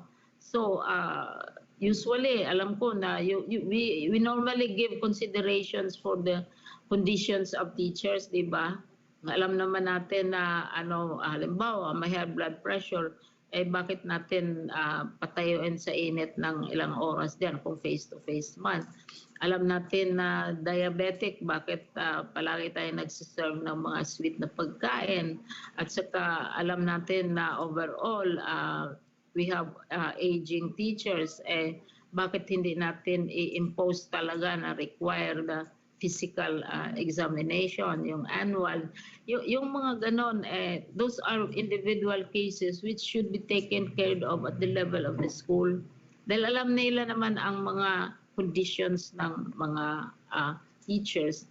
Also, you have ang alam ko, ang mga halimbawa, you have principals organizations, you have supervisors organizations, and superintendents organizations, RDs organizations. More or less, they take care of each other. And at the level of DepEd also, if there are teachers who really are injured or need assistance in line of duty, then we do our best. We try to also generate help from outside. That is what we do not want to lose. Ayaw natin yan. Minsan, nalalaman na lang natin, tapos na. May nagawa na at the level of the school, at the level of the region. Halimbawa, yung mga COVID natin, victims, di naman sila tumakbo sa central office. At the regional level, they took care of those who were ill. Sana hindi natin yan walain. Dahil new normal na tayo, the new normal that we should have would be, as said, an even more humane new normal. Thank you. Thank you so much, ma'am. Ma'am, ang susunod na magtatanong po ay si Laila Chicadora ng TV5. Laila? Yes, Laila. Good afternoon, teachers. Good afternoon, classmates. Ma'am, ano po yung essential subjects na tinatawag natin? And syempre, wala na tayong PE, wala na ring HE. Kapag po ganon, paano po yung grading system? Non-applicable o pasado na po ba siya? Paano po yung grading system sa mga yon, ma'am? Mayroong move sa Senado na todo pasa, no? Dahil unusual ang situation ngayon, pass everybody. That was proposed as early as March, and we have strongly opposed that because we do not have a policy of passing everybody. That's not fair to those who study, those who do the assignments, kasi there might be those who will also think na anyway papasa naman ako. I don't agree with that. We will have to evolve. And kami naka-adjust kami doon kung paano mag-compute ng grado. we came out with a formula na which we believe is also fair and which will be a basis for determining if a child deserves to pass or not. Pero yung todo pass, I'm sorry, I would not really advise that. Oo. Parang wala nang hindi wala nang value yung pag-aaral mo kasi anyway papasa ka naman eh. Oo. Saka pag halimbawa maghanap ka ng trabaho, sasabihin mo high school graduate ka or elementary graduate, wala nang value yung pagka high school graduate mo because you are just like any other high school graduate. Pareho lang naman kayo lahat. So how do you differentiate? No? So ayun, hindi pa rin ako kami sang-ayon dyan. So right now, I'm very sure, considering how hard our curriculum people work together with our USEX, they can work out a formula for determining whether a child deserves to move on to the next level of grade or not. So, maano naman yan, yung panahon nga ng gera, na-determine nila ngayon pa kaya. Oo. With all our advances in education. Paano po ma'am yung PE and HE? Those are not considered as essential subjects po. Well, sige, si Yusek, parang narinig ko yung boses ni Yusek Nepo. Yusek Nepo. Yes, ma'am. Meron inilabas, hindi pa lang sinasa publiko pero binigay na sa mga regional directors namin. Yung binabanggit ni Secretary na from 10,000 learning competencies ay na-reduce to about 4,000 learning competencies.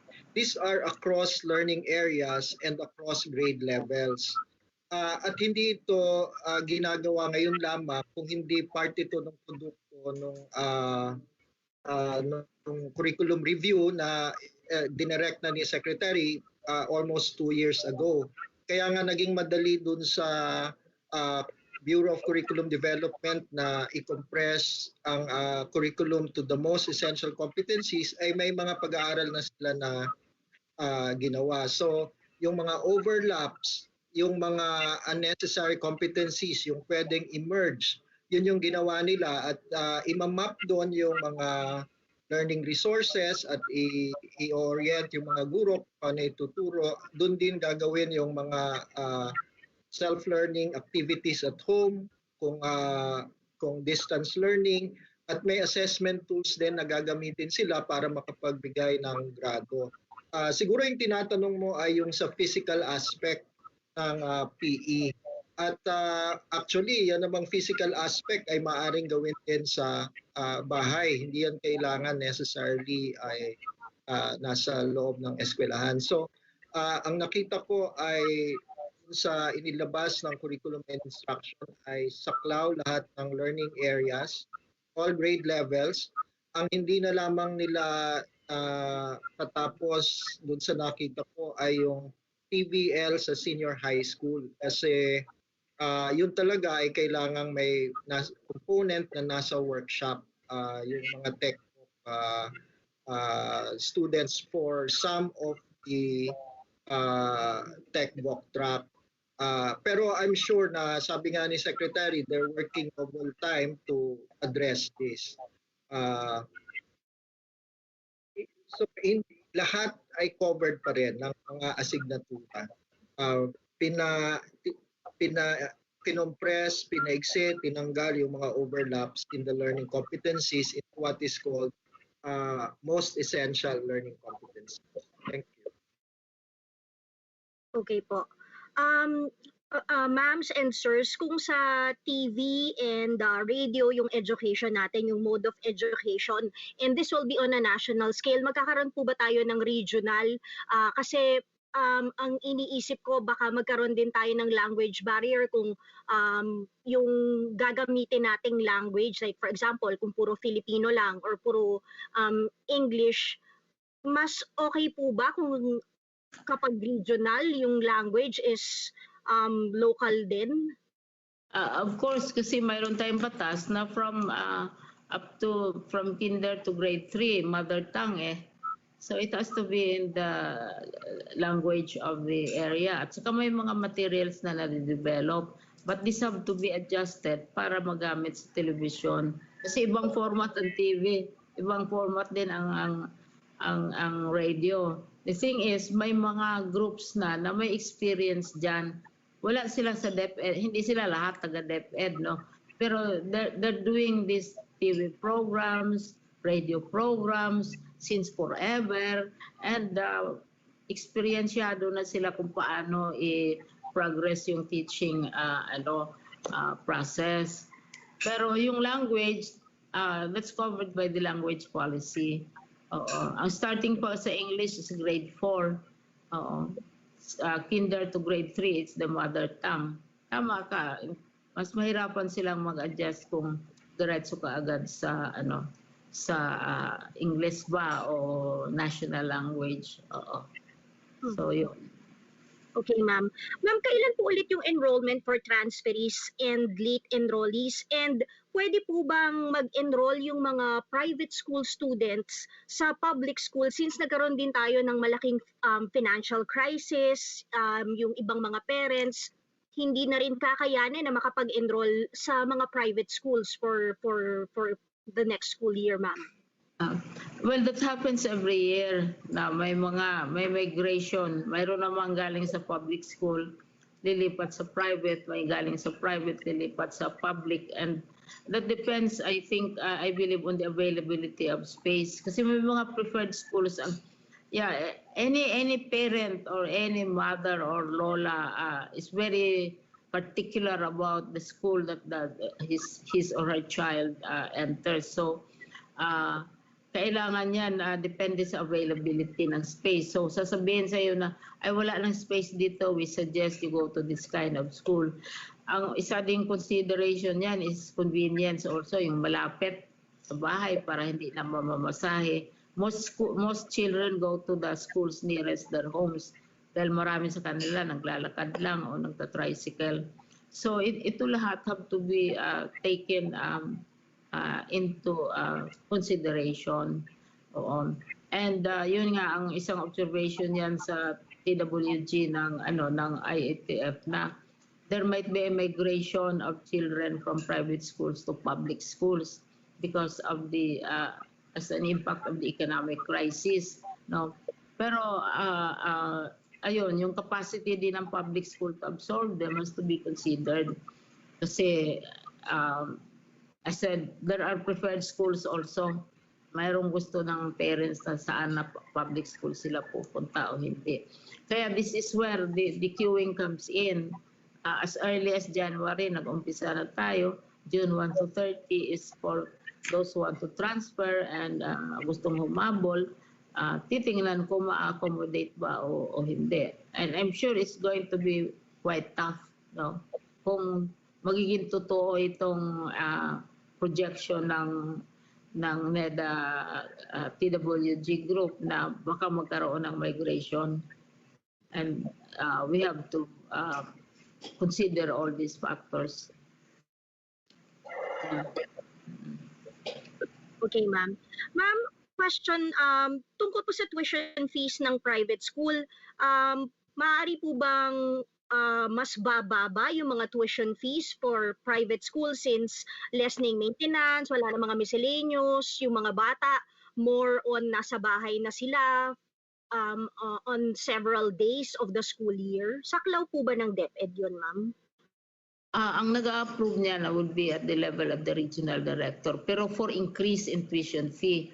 Yung decrease in tuition fee, that's the decision nila yon. And usually, ina-advertise nila yan and to attract, na-attract naman yung mga students and their parents. So, decision nila yon. No problem of reduction of tuition fee. Ang medyo may challenge is yung kung i-increase because it has to be approved and reviewed. Dahil the law says that 70% of any increase in tuition fee has to go to the salaries of teachers. Oo, mayroong ganong klaseng provision.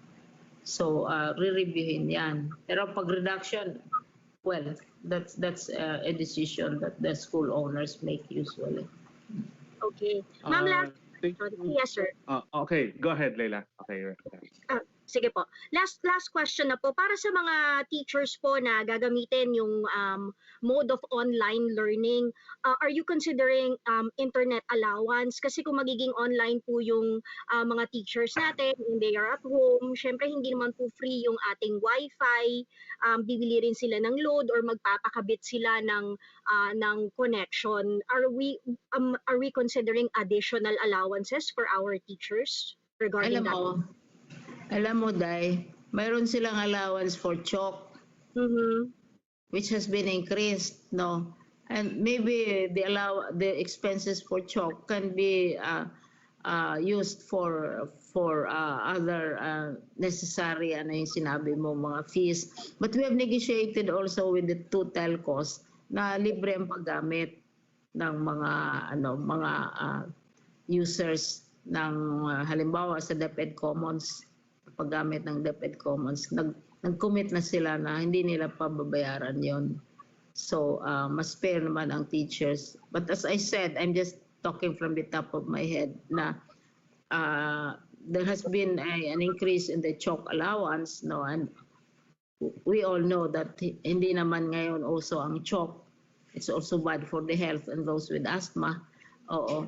So, pwede siguro tingnan yan para mabigyan naman ng magiging realistic naman yung kanilang expenses.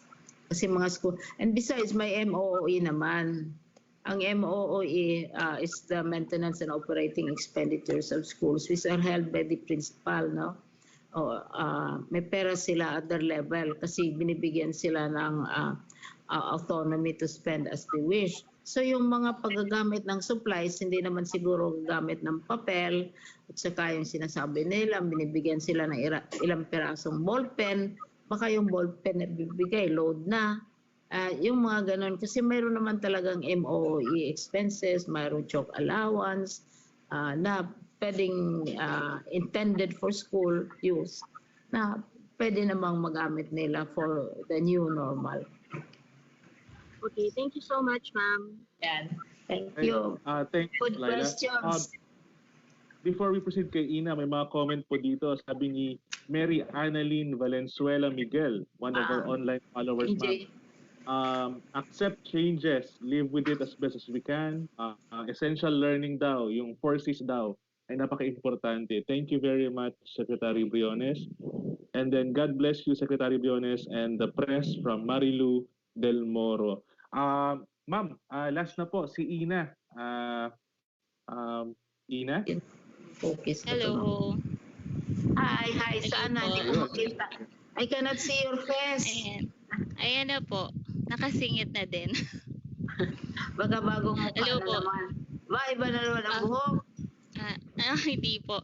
Ma'am, follow up lang po on the enrollment procedure kasi meron po tayong documentary requirements, especially for the incoming kinder, grade 1, grade 10, grade 11 students. Since we're in an emergency, mawi-waive po ba tong documentary requirements na to? Siguro si Yusek Nepo dahil siya ang abogado, pwede siyang sumagot niyan. Ang perspective yan ng parents, ha, Nepo? Motion to postpone, ma'am. Ready yung abogado, ma'am. Motion to reset to a later date. Ilalabas yung una pagka naman within the same school ay ang records ay are with the school, so ang kailangan namin talagang malaman ngayon at bukod dyan natatrack naman namin through the LIS, so kung may mga transferees doon tayo magkakaroon ng mga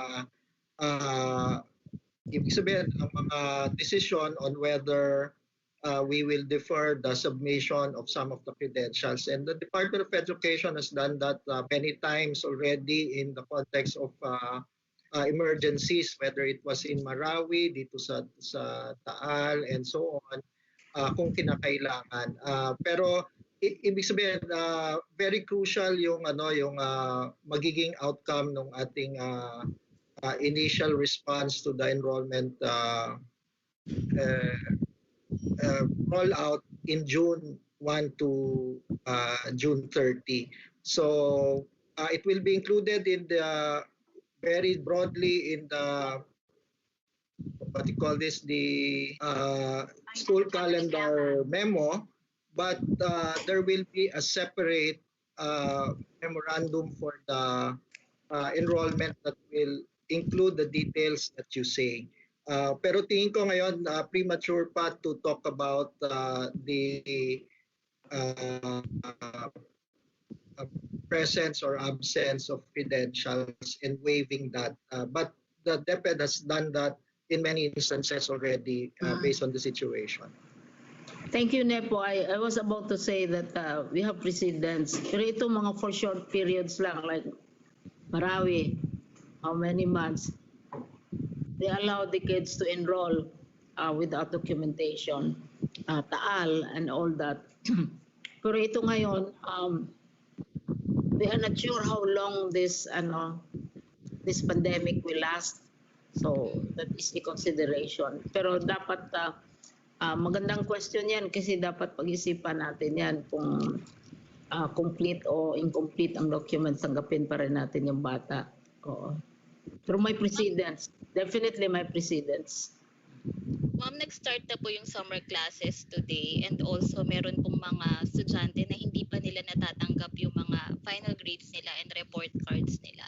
So, paano po ba yung directive natin sa teachers kung paano yung pagbibigay ng grades dun sa mga bata? Kasi they wouldn't know kung na-promote sila or kailangan nilang mag-take ng summer classes. Well, that is a good reminder to us. Kasi mayroon naman tayo, di ba, Nepo, and sa ating school calendar, yung pag-submit ng report of grades.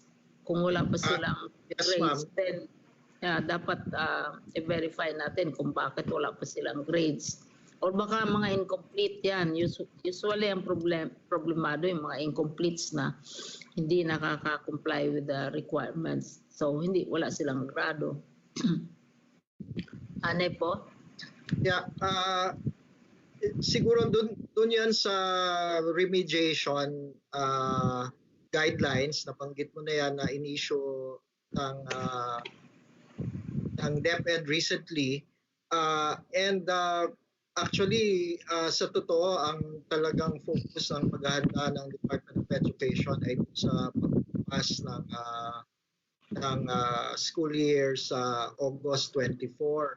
At I'm sure that we will, kung hindi man mahabol yung mga remediation classes, dahil ang problema nga ngayon is yung distance learning na mas malaki at part of that ay dito pa talaga binabalangkas kaya nga inatras to August 24. And so even the remediation that is being done is not going to be done in the usual na meron silang face-to-face. So baka meron tayong mga areas na hindi pa ganong handa dyan. So kung hindi umabot dito sa summer na ito ay maaring ma-carry over yan. May 2 buwan pa naman tayo ng June and July. So ibig sabihin ito naman ay dun sa mga bata na nagkaroon ng problema nung bagsak nga na mga subjects and we hope ay hindi naman ganun marami yan. But you're correct because of parang ito yung mas mauuna dun sa distance learning implementation. And nabanggit na nga ni Secretary na ang laki ng paghahanda namin. So malamang masasama yung mga hindi makakaagapay dun sa distance learning. But certainly, before August 24, if we need to have dun sa lalabas, by the way, na school calendar, while August 24 ang yung pag-umpisa ng formal instruction, yung the whole month of August ay kasama na sa class days to be able to do the preparation. Ibig sabihin, orientation, paano, mobilizing. So malamang mayroon pang mga remediation activities or interventions during that month kung hindi umabot dito sa Mayo dahil nga kailangan ng new modes, ng new materials for these new modes. Kahit yung mga assessment tools ay kailangang i-recast in relation to distance learning options. Sir, sa sa tuition increase, meron na ba tayong initial data how many schools have applied and were approved to implement tuition increase sa private schools? Kailangan nating makuha yan sa governance and operations dahil sila ang humingi ng summary ng mga applications sa regions. Ang mga pagtataas ng tuition fee ay nakabatay sa standards ng criteria kung kailangan nilang ipakita yung necessity for the tuition, not just the necessity but where they will use it. May mga percentages that it will be used for increasing the salaries of teachers and so on. So, iano pa yan, hindi pa namin nakukuha. But I think some of the applications were as early as last year. So, it's just a matter of getting this data. Tangan nga lamang kami ay, ibig sabihin, all our focus now is to try to finish the guidance to all our stakeholders in field para mabuksan ng maayos yung darating na school year. But we will ask the field GovOps to already consolidate the reports from the regions on applications for tuition fee increases. Thank you. How about yung sa senior high school voucher program? Kailan po tayo mag-start ng application for private schools?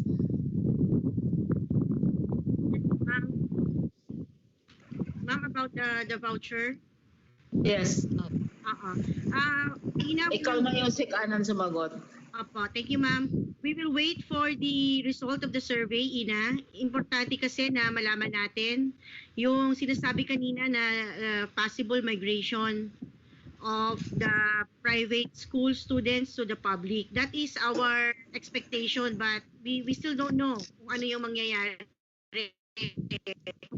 Some will also, and this is of course depend choice ng ating mga parents, no? Kaya nga kami nagbibigay ng ganitong orientation and awareness of what will happen in the learning continuity plan.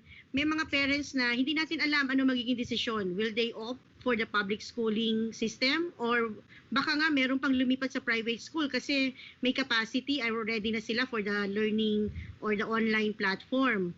So we do not know, but we will wait until the result of the June enrollment and then we will have a separate issuance. Kagaya po ng ginagawa natin, marami rin po nakikinig ngayon pala ma'am from the private school. They're giving some feedback in the Facebook comments natin. Hintayin po natin kung ano yung a form of consultation that we are doing. Dito po, lalabas po yung procedure and processing. Ang pinakamaganda yung tanong ni Ina, kailan? Of course, we will have the appropriate time. Probably 2 months before, give us the result muna. And then, isa pa is yung availability of funding. Idagdag ko lang na 1.4 billion of our voucher program was withdrawn by the Department of Budget and Management and was given to the Bayanihan Law Fund. So, isa po yon sa titingnan natin. But, kaka-approve lang ho ng IATF na kayo po yung unang binigyan ng good news ni Secretary. Kailangan din po namin isubmit din ito sa DBM. Kasi financing the LCP is a great factor nung success or ng implementation natin. Dahil marami tayong gagawin ng mga activities and a lot are already asking sino magpo-provide ng modules, kailan ito magiging available, ano yung mga bagong practices at methodologies na mangyayari. Siyempre meron po itong equivalent na costing. Yan po yung ginagawa namin ngayon. And it will take time kasi una, magre-rearrange or magre-reprogram tayo ng existing natin na pondo. Pangalawa, kung meron hong mga bagong activity dito, papaalam natin to sa Department of Budget and Management. And related to the voucher, kailangan naming malaman ano yung magiging trend. So, bago tayo makapagsabi na open na yung online application, kailangan namin malaman ang mga sagot sa mga components na itong sinabi ko. Pero wag pong mag-alala, kagaya rin ng dati nating sinasabi, pag kayo ay presently voucher recipient na, hindi nyo kailangan mag-apply kasi automatic yan na eligibility ninyo. Ang kailangan lang mag-apply ay yung mga bago. At alam nga natin, ibig sabihin nun, mga bago means from public school, they will go to private school. And we have a new environment. Ngayon, ganun nga ba ang mangyayari? We will find out after the June enrollment na amin pong gagawin dito sa Department of Education. Ma'am, clarification lang, 1.4 billion ang tinanggal ng DBM sa voucher program para ilagay sa bayanihan. Tama po ba? That's for Yes. 2020. 2021. 2020. 2020 po. 2020 budget. Yes po. Dadagdagan naman kasi yan ng Kongreso. Wala na po yung exact amount ngayon niya. So, hindi naman siya dapat worrisome. Ibig sabihin, mayroon kami talaga ng programa in 2020 na dagdagan to more than 1.4 billion. Sorry lang, wala ako lang nung concrete figure, pero it's bigger than 1.4 billion. Meron pa rin more or less about mga 2 billion na additional funding compared to the original fund. So, dapat yata mga 4 billion yung aming pondo na nadagdag for 2020. Pero kinuha yung 1.4. So more or less about 2 billion is still available as an increase or additional funding for 2020.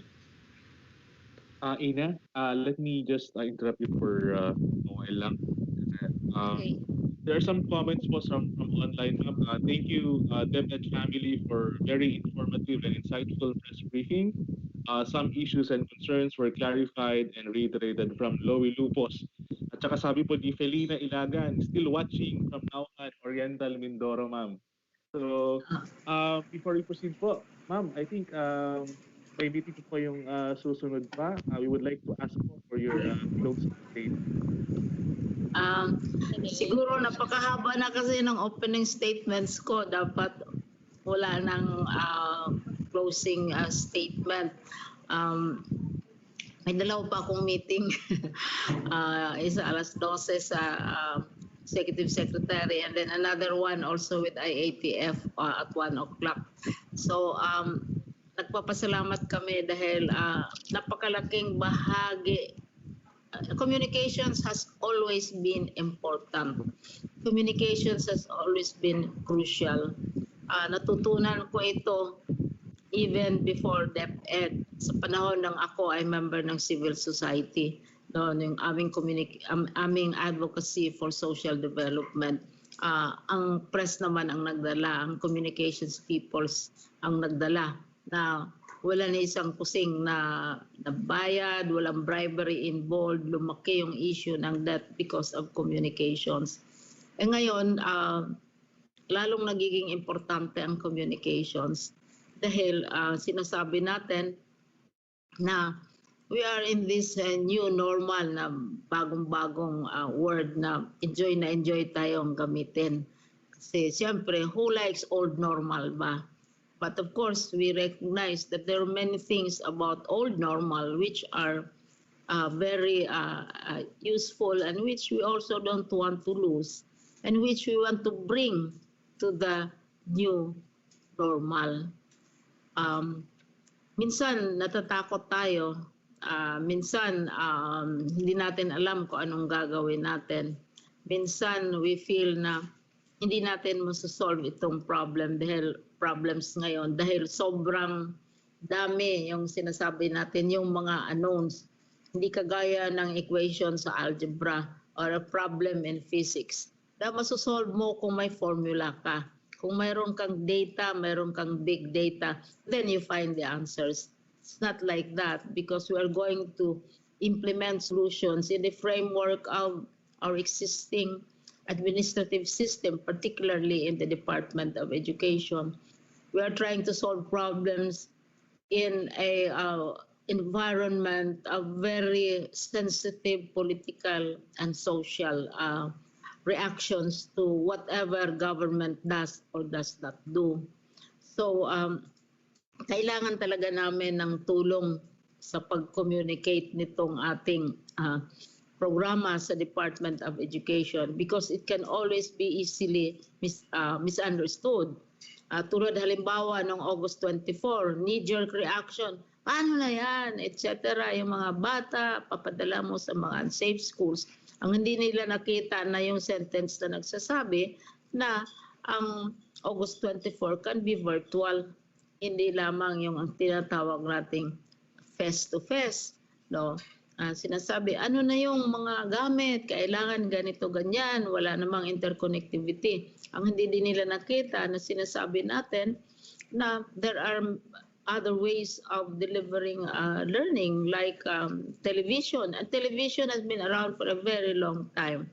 Ang mga bago itong mga learning platforms at saka cellphones. And as I said, right now there are more cell phones than humans in the Philippines. Sobrang dami talaga ng mga cellphones. So, second choice yan. Sa TV has always been around. Yun nga lang, it has to be developed in such a way that it is interesting and it is exciting. Kasi there are other television programs which are much more exciting for a child or for a parent. Now, ang nakikita natin na talaga yung walang TV, walang cellphone, which is also difficult to accept, ay ang radyo which has been around for ever so long, panahon pa ng World War. Sinabi ko kanina na yung nag-inspire sa mga Pilipino in World War II na we're under another country, ang words na I shall return. Hindi naman yun sinabi by text, hindi naman sinabi yun sa telebisyon, hindi naman sinabi sa platform, sinabi yun sa radyo.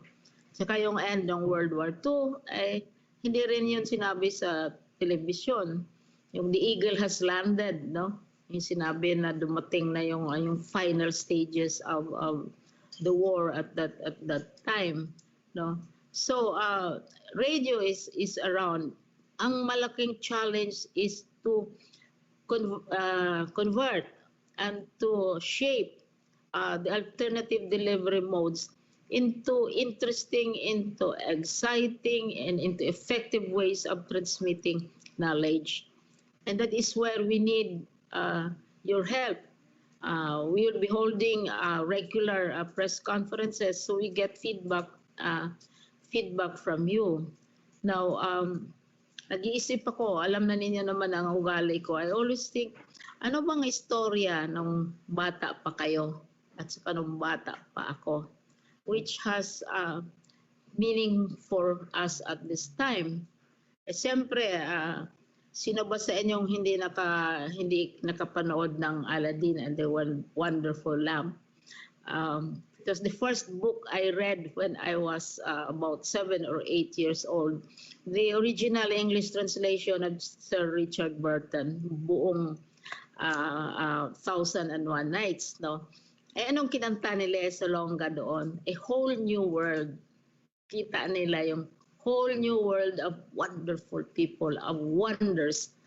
And then, those of you, pagdating niyo sa college, of course, you are familiar with Shakespeare, no?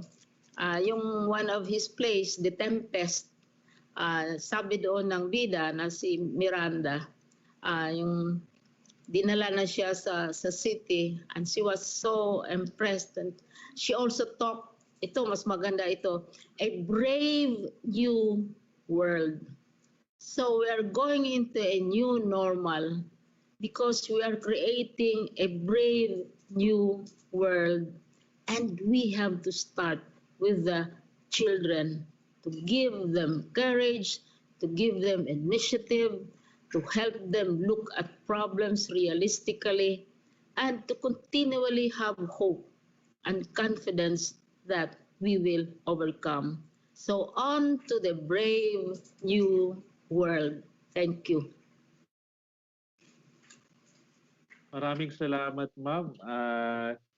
Yun, magkapatuloy pa rin po ang ating press conference. Sabi ni Yolinda Perla, God bless po, Ma'am Secretary.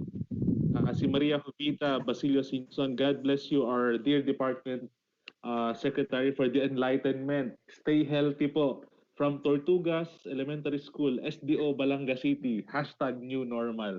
Maraming salamat, ma'am. And back to the questions po ng kasamahan natin, si Ina. Akala ko closing na yung kay ma'am. And kasi I have to leave for my next meeting. I'm going to be in a meeting with ES and then afterwards my meeting sa ATF. So kayo nang haharap ng mga lions at lionesses. Tumayo na ako eh. Nag-brave new world na si Last ma'am. na lang po. Bye-bye, see you. Oo, pero nandiyan siya, no? Pwede niyong anuhin yung dalawang yan. A new brave new world. Nice. Brave New World. Tempest, basahin ninyo by Shakespeare. Prospero and Miranda ang ano dyan. Oo. Tapos Whole New World ni Aladdin. Pag hindi ninyo nabasa si 1001 Nights, ibalik ko kayo sa high school. Sige po.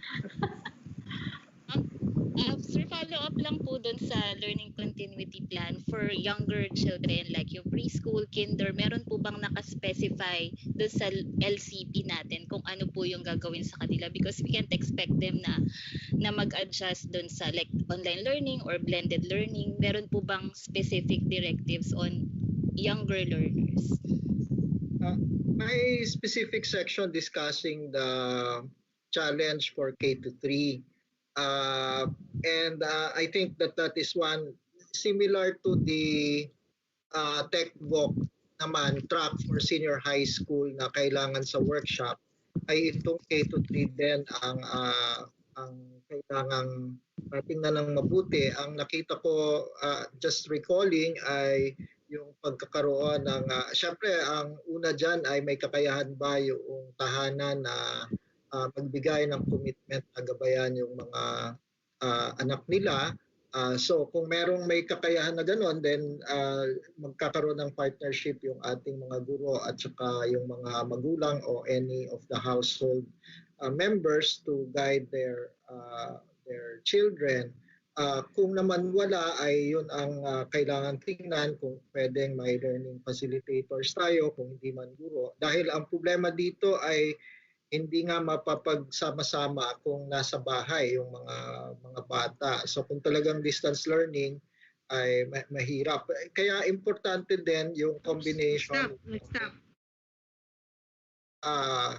Kaya importante din yung combination ng local risk assessment dahil may nakita din ako na natatandaan ko doon na some of the areas near the homes ay pwede talagang papuntahin ang mga bata doon sa physical space na malapit under very close guidance kung nando naman sa areas na hindi high risk. Dahil ang makikita natin then at the national level ay we're moving towards a localized risk classification at ang tingin ko na umpisahan na yan nung partly nung EO 112 na merong identified na high, moderate, and low. So hindi naman natin pinag-usapan yung buong bansa as a particular way. For example, one example of the adjustments. Kung may mga year levels ka na mas may capacity for self-directed learning, yung mas advanced years na, hindi pwedeng sa physical space ay ang i-prioritize mo ay yung lower grades para mas matutukan ng mga teachers. You can have more spaces available if there will be less use by the set of students that can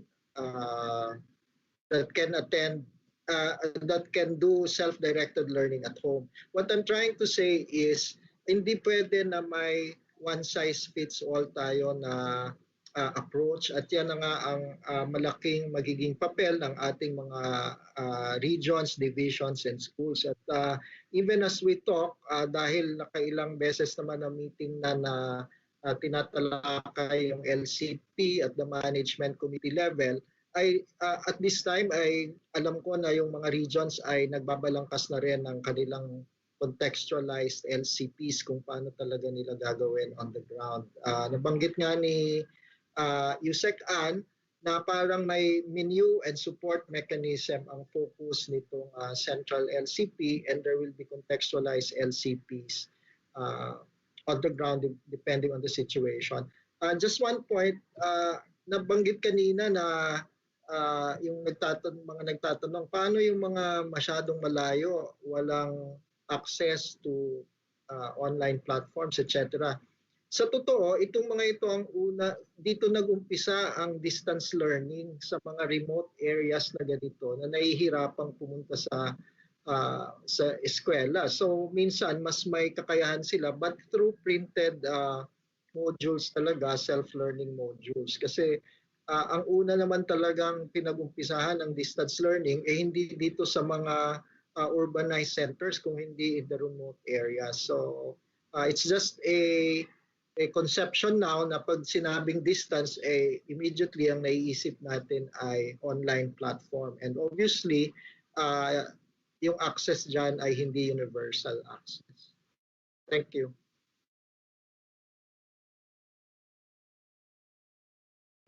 Ina, wala kang audio. Audio, yeah. Yeah. Last na lang po, on the movement of K-12 review, last March daw po initially dapat ilalabas yung parang partial result. Ano pong movement natin dun sa K-12 review? What do you mean K-12 review ng curriculum? Program. Yes po. K-12 program po. Actually, kanina lang nagme-meeting kami nung some of the partners that were helping the BCD. Na-accelerate nga yan kasi nga, as we mentioned, naglabas yung BCD part of the LCP ay yung pag-compress ng learning competencies of K-12 from about 10,000 learning competencies across grade levels and across learning areas up to the core competencies except for TVL ay na-reduce by as much as almost by 60% ang learning competencies. At ang isang usapan dyan ay, as I mentioned, that was made possible by the initial stages of curriculum review.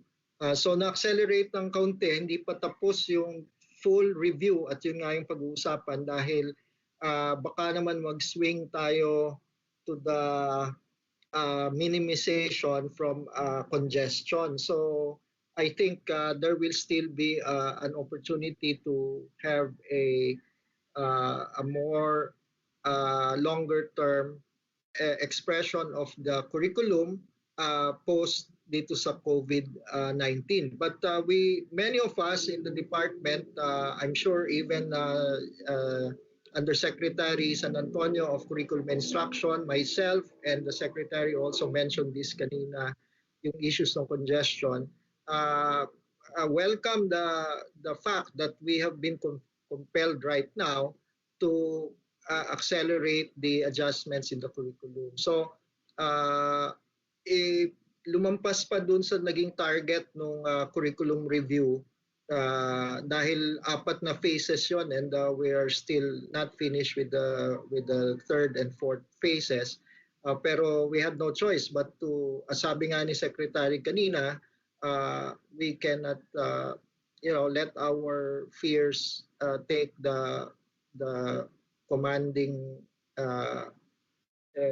line for the actions natin dito. And we have to find a way, and part of the adjustments that are being made is with the compression of the K-12 curriculum.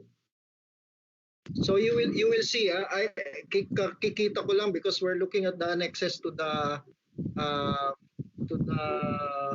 LCP.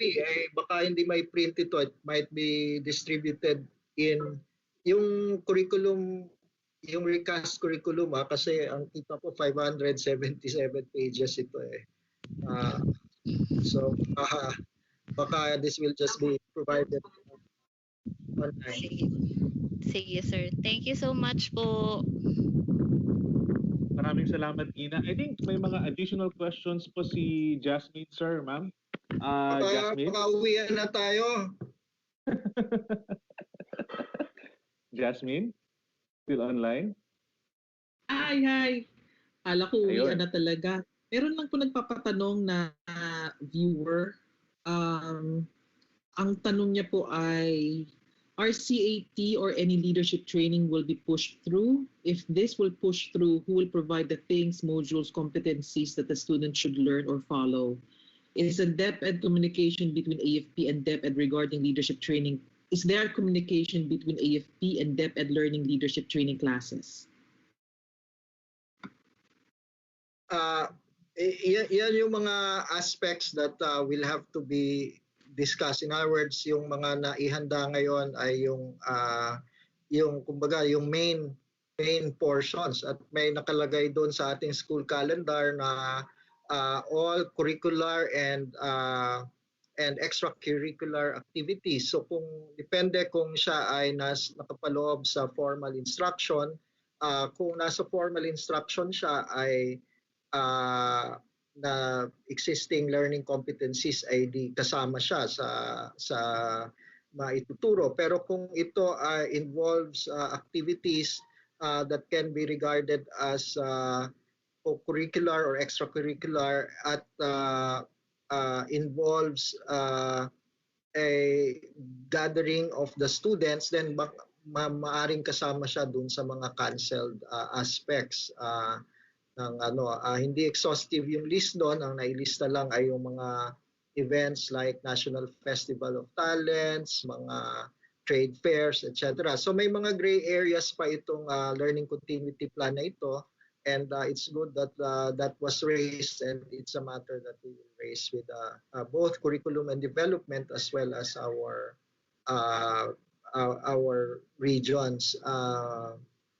I think there are aspects of the situation also that might be conducive to teaching some of the, let's say, leadership learning competencies, for example, kung kasama siya sa curriculum. I mean, the response, for example, to the COVID-19 sometimes is a very good teaching moment for specific learning competencies through activities. And actually, may nagkaroon ng relaxation dito dun sa pag-define ng class days ng DepEd, kasi hindi lang strictly inside the classroom ngayon ang definition ng class days. So in other words, posibleng it creates a limitation dun sa mga nabanggit mo, but at the same time, meron ding possible flexibilities that might be open. Pero as I mentioned, madami pang mga gray areas na kailangang pag-usapan ang field on how to implement all of the just to emphasize, Jasmine, na yung LCP, for example, is directional in nature. It provides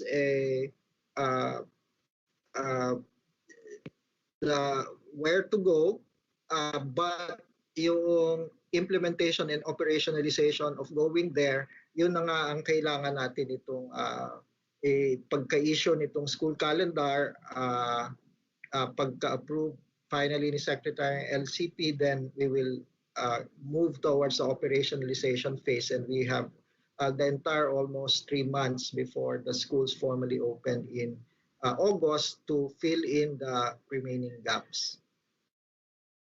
Okay. Salamat po. All right. Thank you so much, Jasmine. Siguro dito na nagtatapos yung ating press con. I would like to ask Yusek Ann for her closing statement po. Ma'am? May closing statement pa pala kami. Okay, siguro first is to thank all our media partners, our public, of course yung DepEd family also, who joined us in the live streaming. As said by the Secretary, importante po yung communication, yung mensahe. Inuulit-ulit po namin, hindi tayo gagawa ng hakbang na makukompromiso ang ating health protection, well-being, yung safety ng lahat. Lahat po ng sasabihin ng IATF and DOH na makakasiguro na tayo ay magiging healthy and protected ay susundin ng DepEd. However, hindi po natin kaya na mag-intay na lamang. Sabi nga ni Ma'am, puro uncertainty tayo ngayon. Lahat ay assumption. But the thing that we need to teach our children, especially at this time, is to be creative, to be critical. And of course, ito yung panahon na kahit po wala sila sa physical na eskwelahan, ay pwede nating i-turn ang ating sariling bahay na eskwelahan din. At yun po ay malaking responsibilidad para sa ating mga magulang at kasama ng mga bata. Pero sabay-sabay po natin itong gagawin. Ang DepEd will continue to function as it is mandated, no, to have quality learning. Alam natin mahirap at hindi po to basta-basta at ganun kabilis, hindi rin to automatic. Lahat po tayo kailangan ng paghahanda. At yung paghahandang po yan ay gagawin namin on our part. But of course, the other half is at your hand. Kaya kami po ay hihingi ng sinasabi nga nating bayanihan spirit. Ito po ay gagawin natin through DepEd, through the national government, but of course with the parents and the community. Maraming salamat po. Thank you so much, Yusek Ann. And the closing statement po ni Yusek Nepo. Sir? Happy Mother's Day sa belated sa lahat. And wag na muna mag-closing dahil mahaba-habang pagpapaliwanag itong gagawin natin in the coming days of how the adjustments will be made. So magandang tanghali sa inyong lahat. Alright, thank you so much, ma'am. Maraming salamat, sir. Napakaganda ng sinabi ni Secretary. We need to face this brave new world together. At mas kakayanin ito kung tayo ay magbabayanihan, sabi nga ni Yusek. And at this point, maraming salamat po sa pagsama sa amin ngayong araw na ito. Maraming salamat sa ating mga resource speakers, sa ating mga kasamahan sa media, at mga libo-libong nakasubaybay sa DepEd Philippines. Ako po si Jun Arvin Godoy, ang inyong moderator sa presscon na ito. Maraming salamat at magandang hapon po.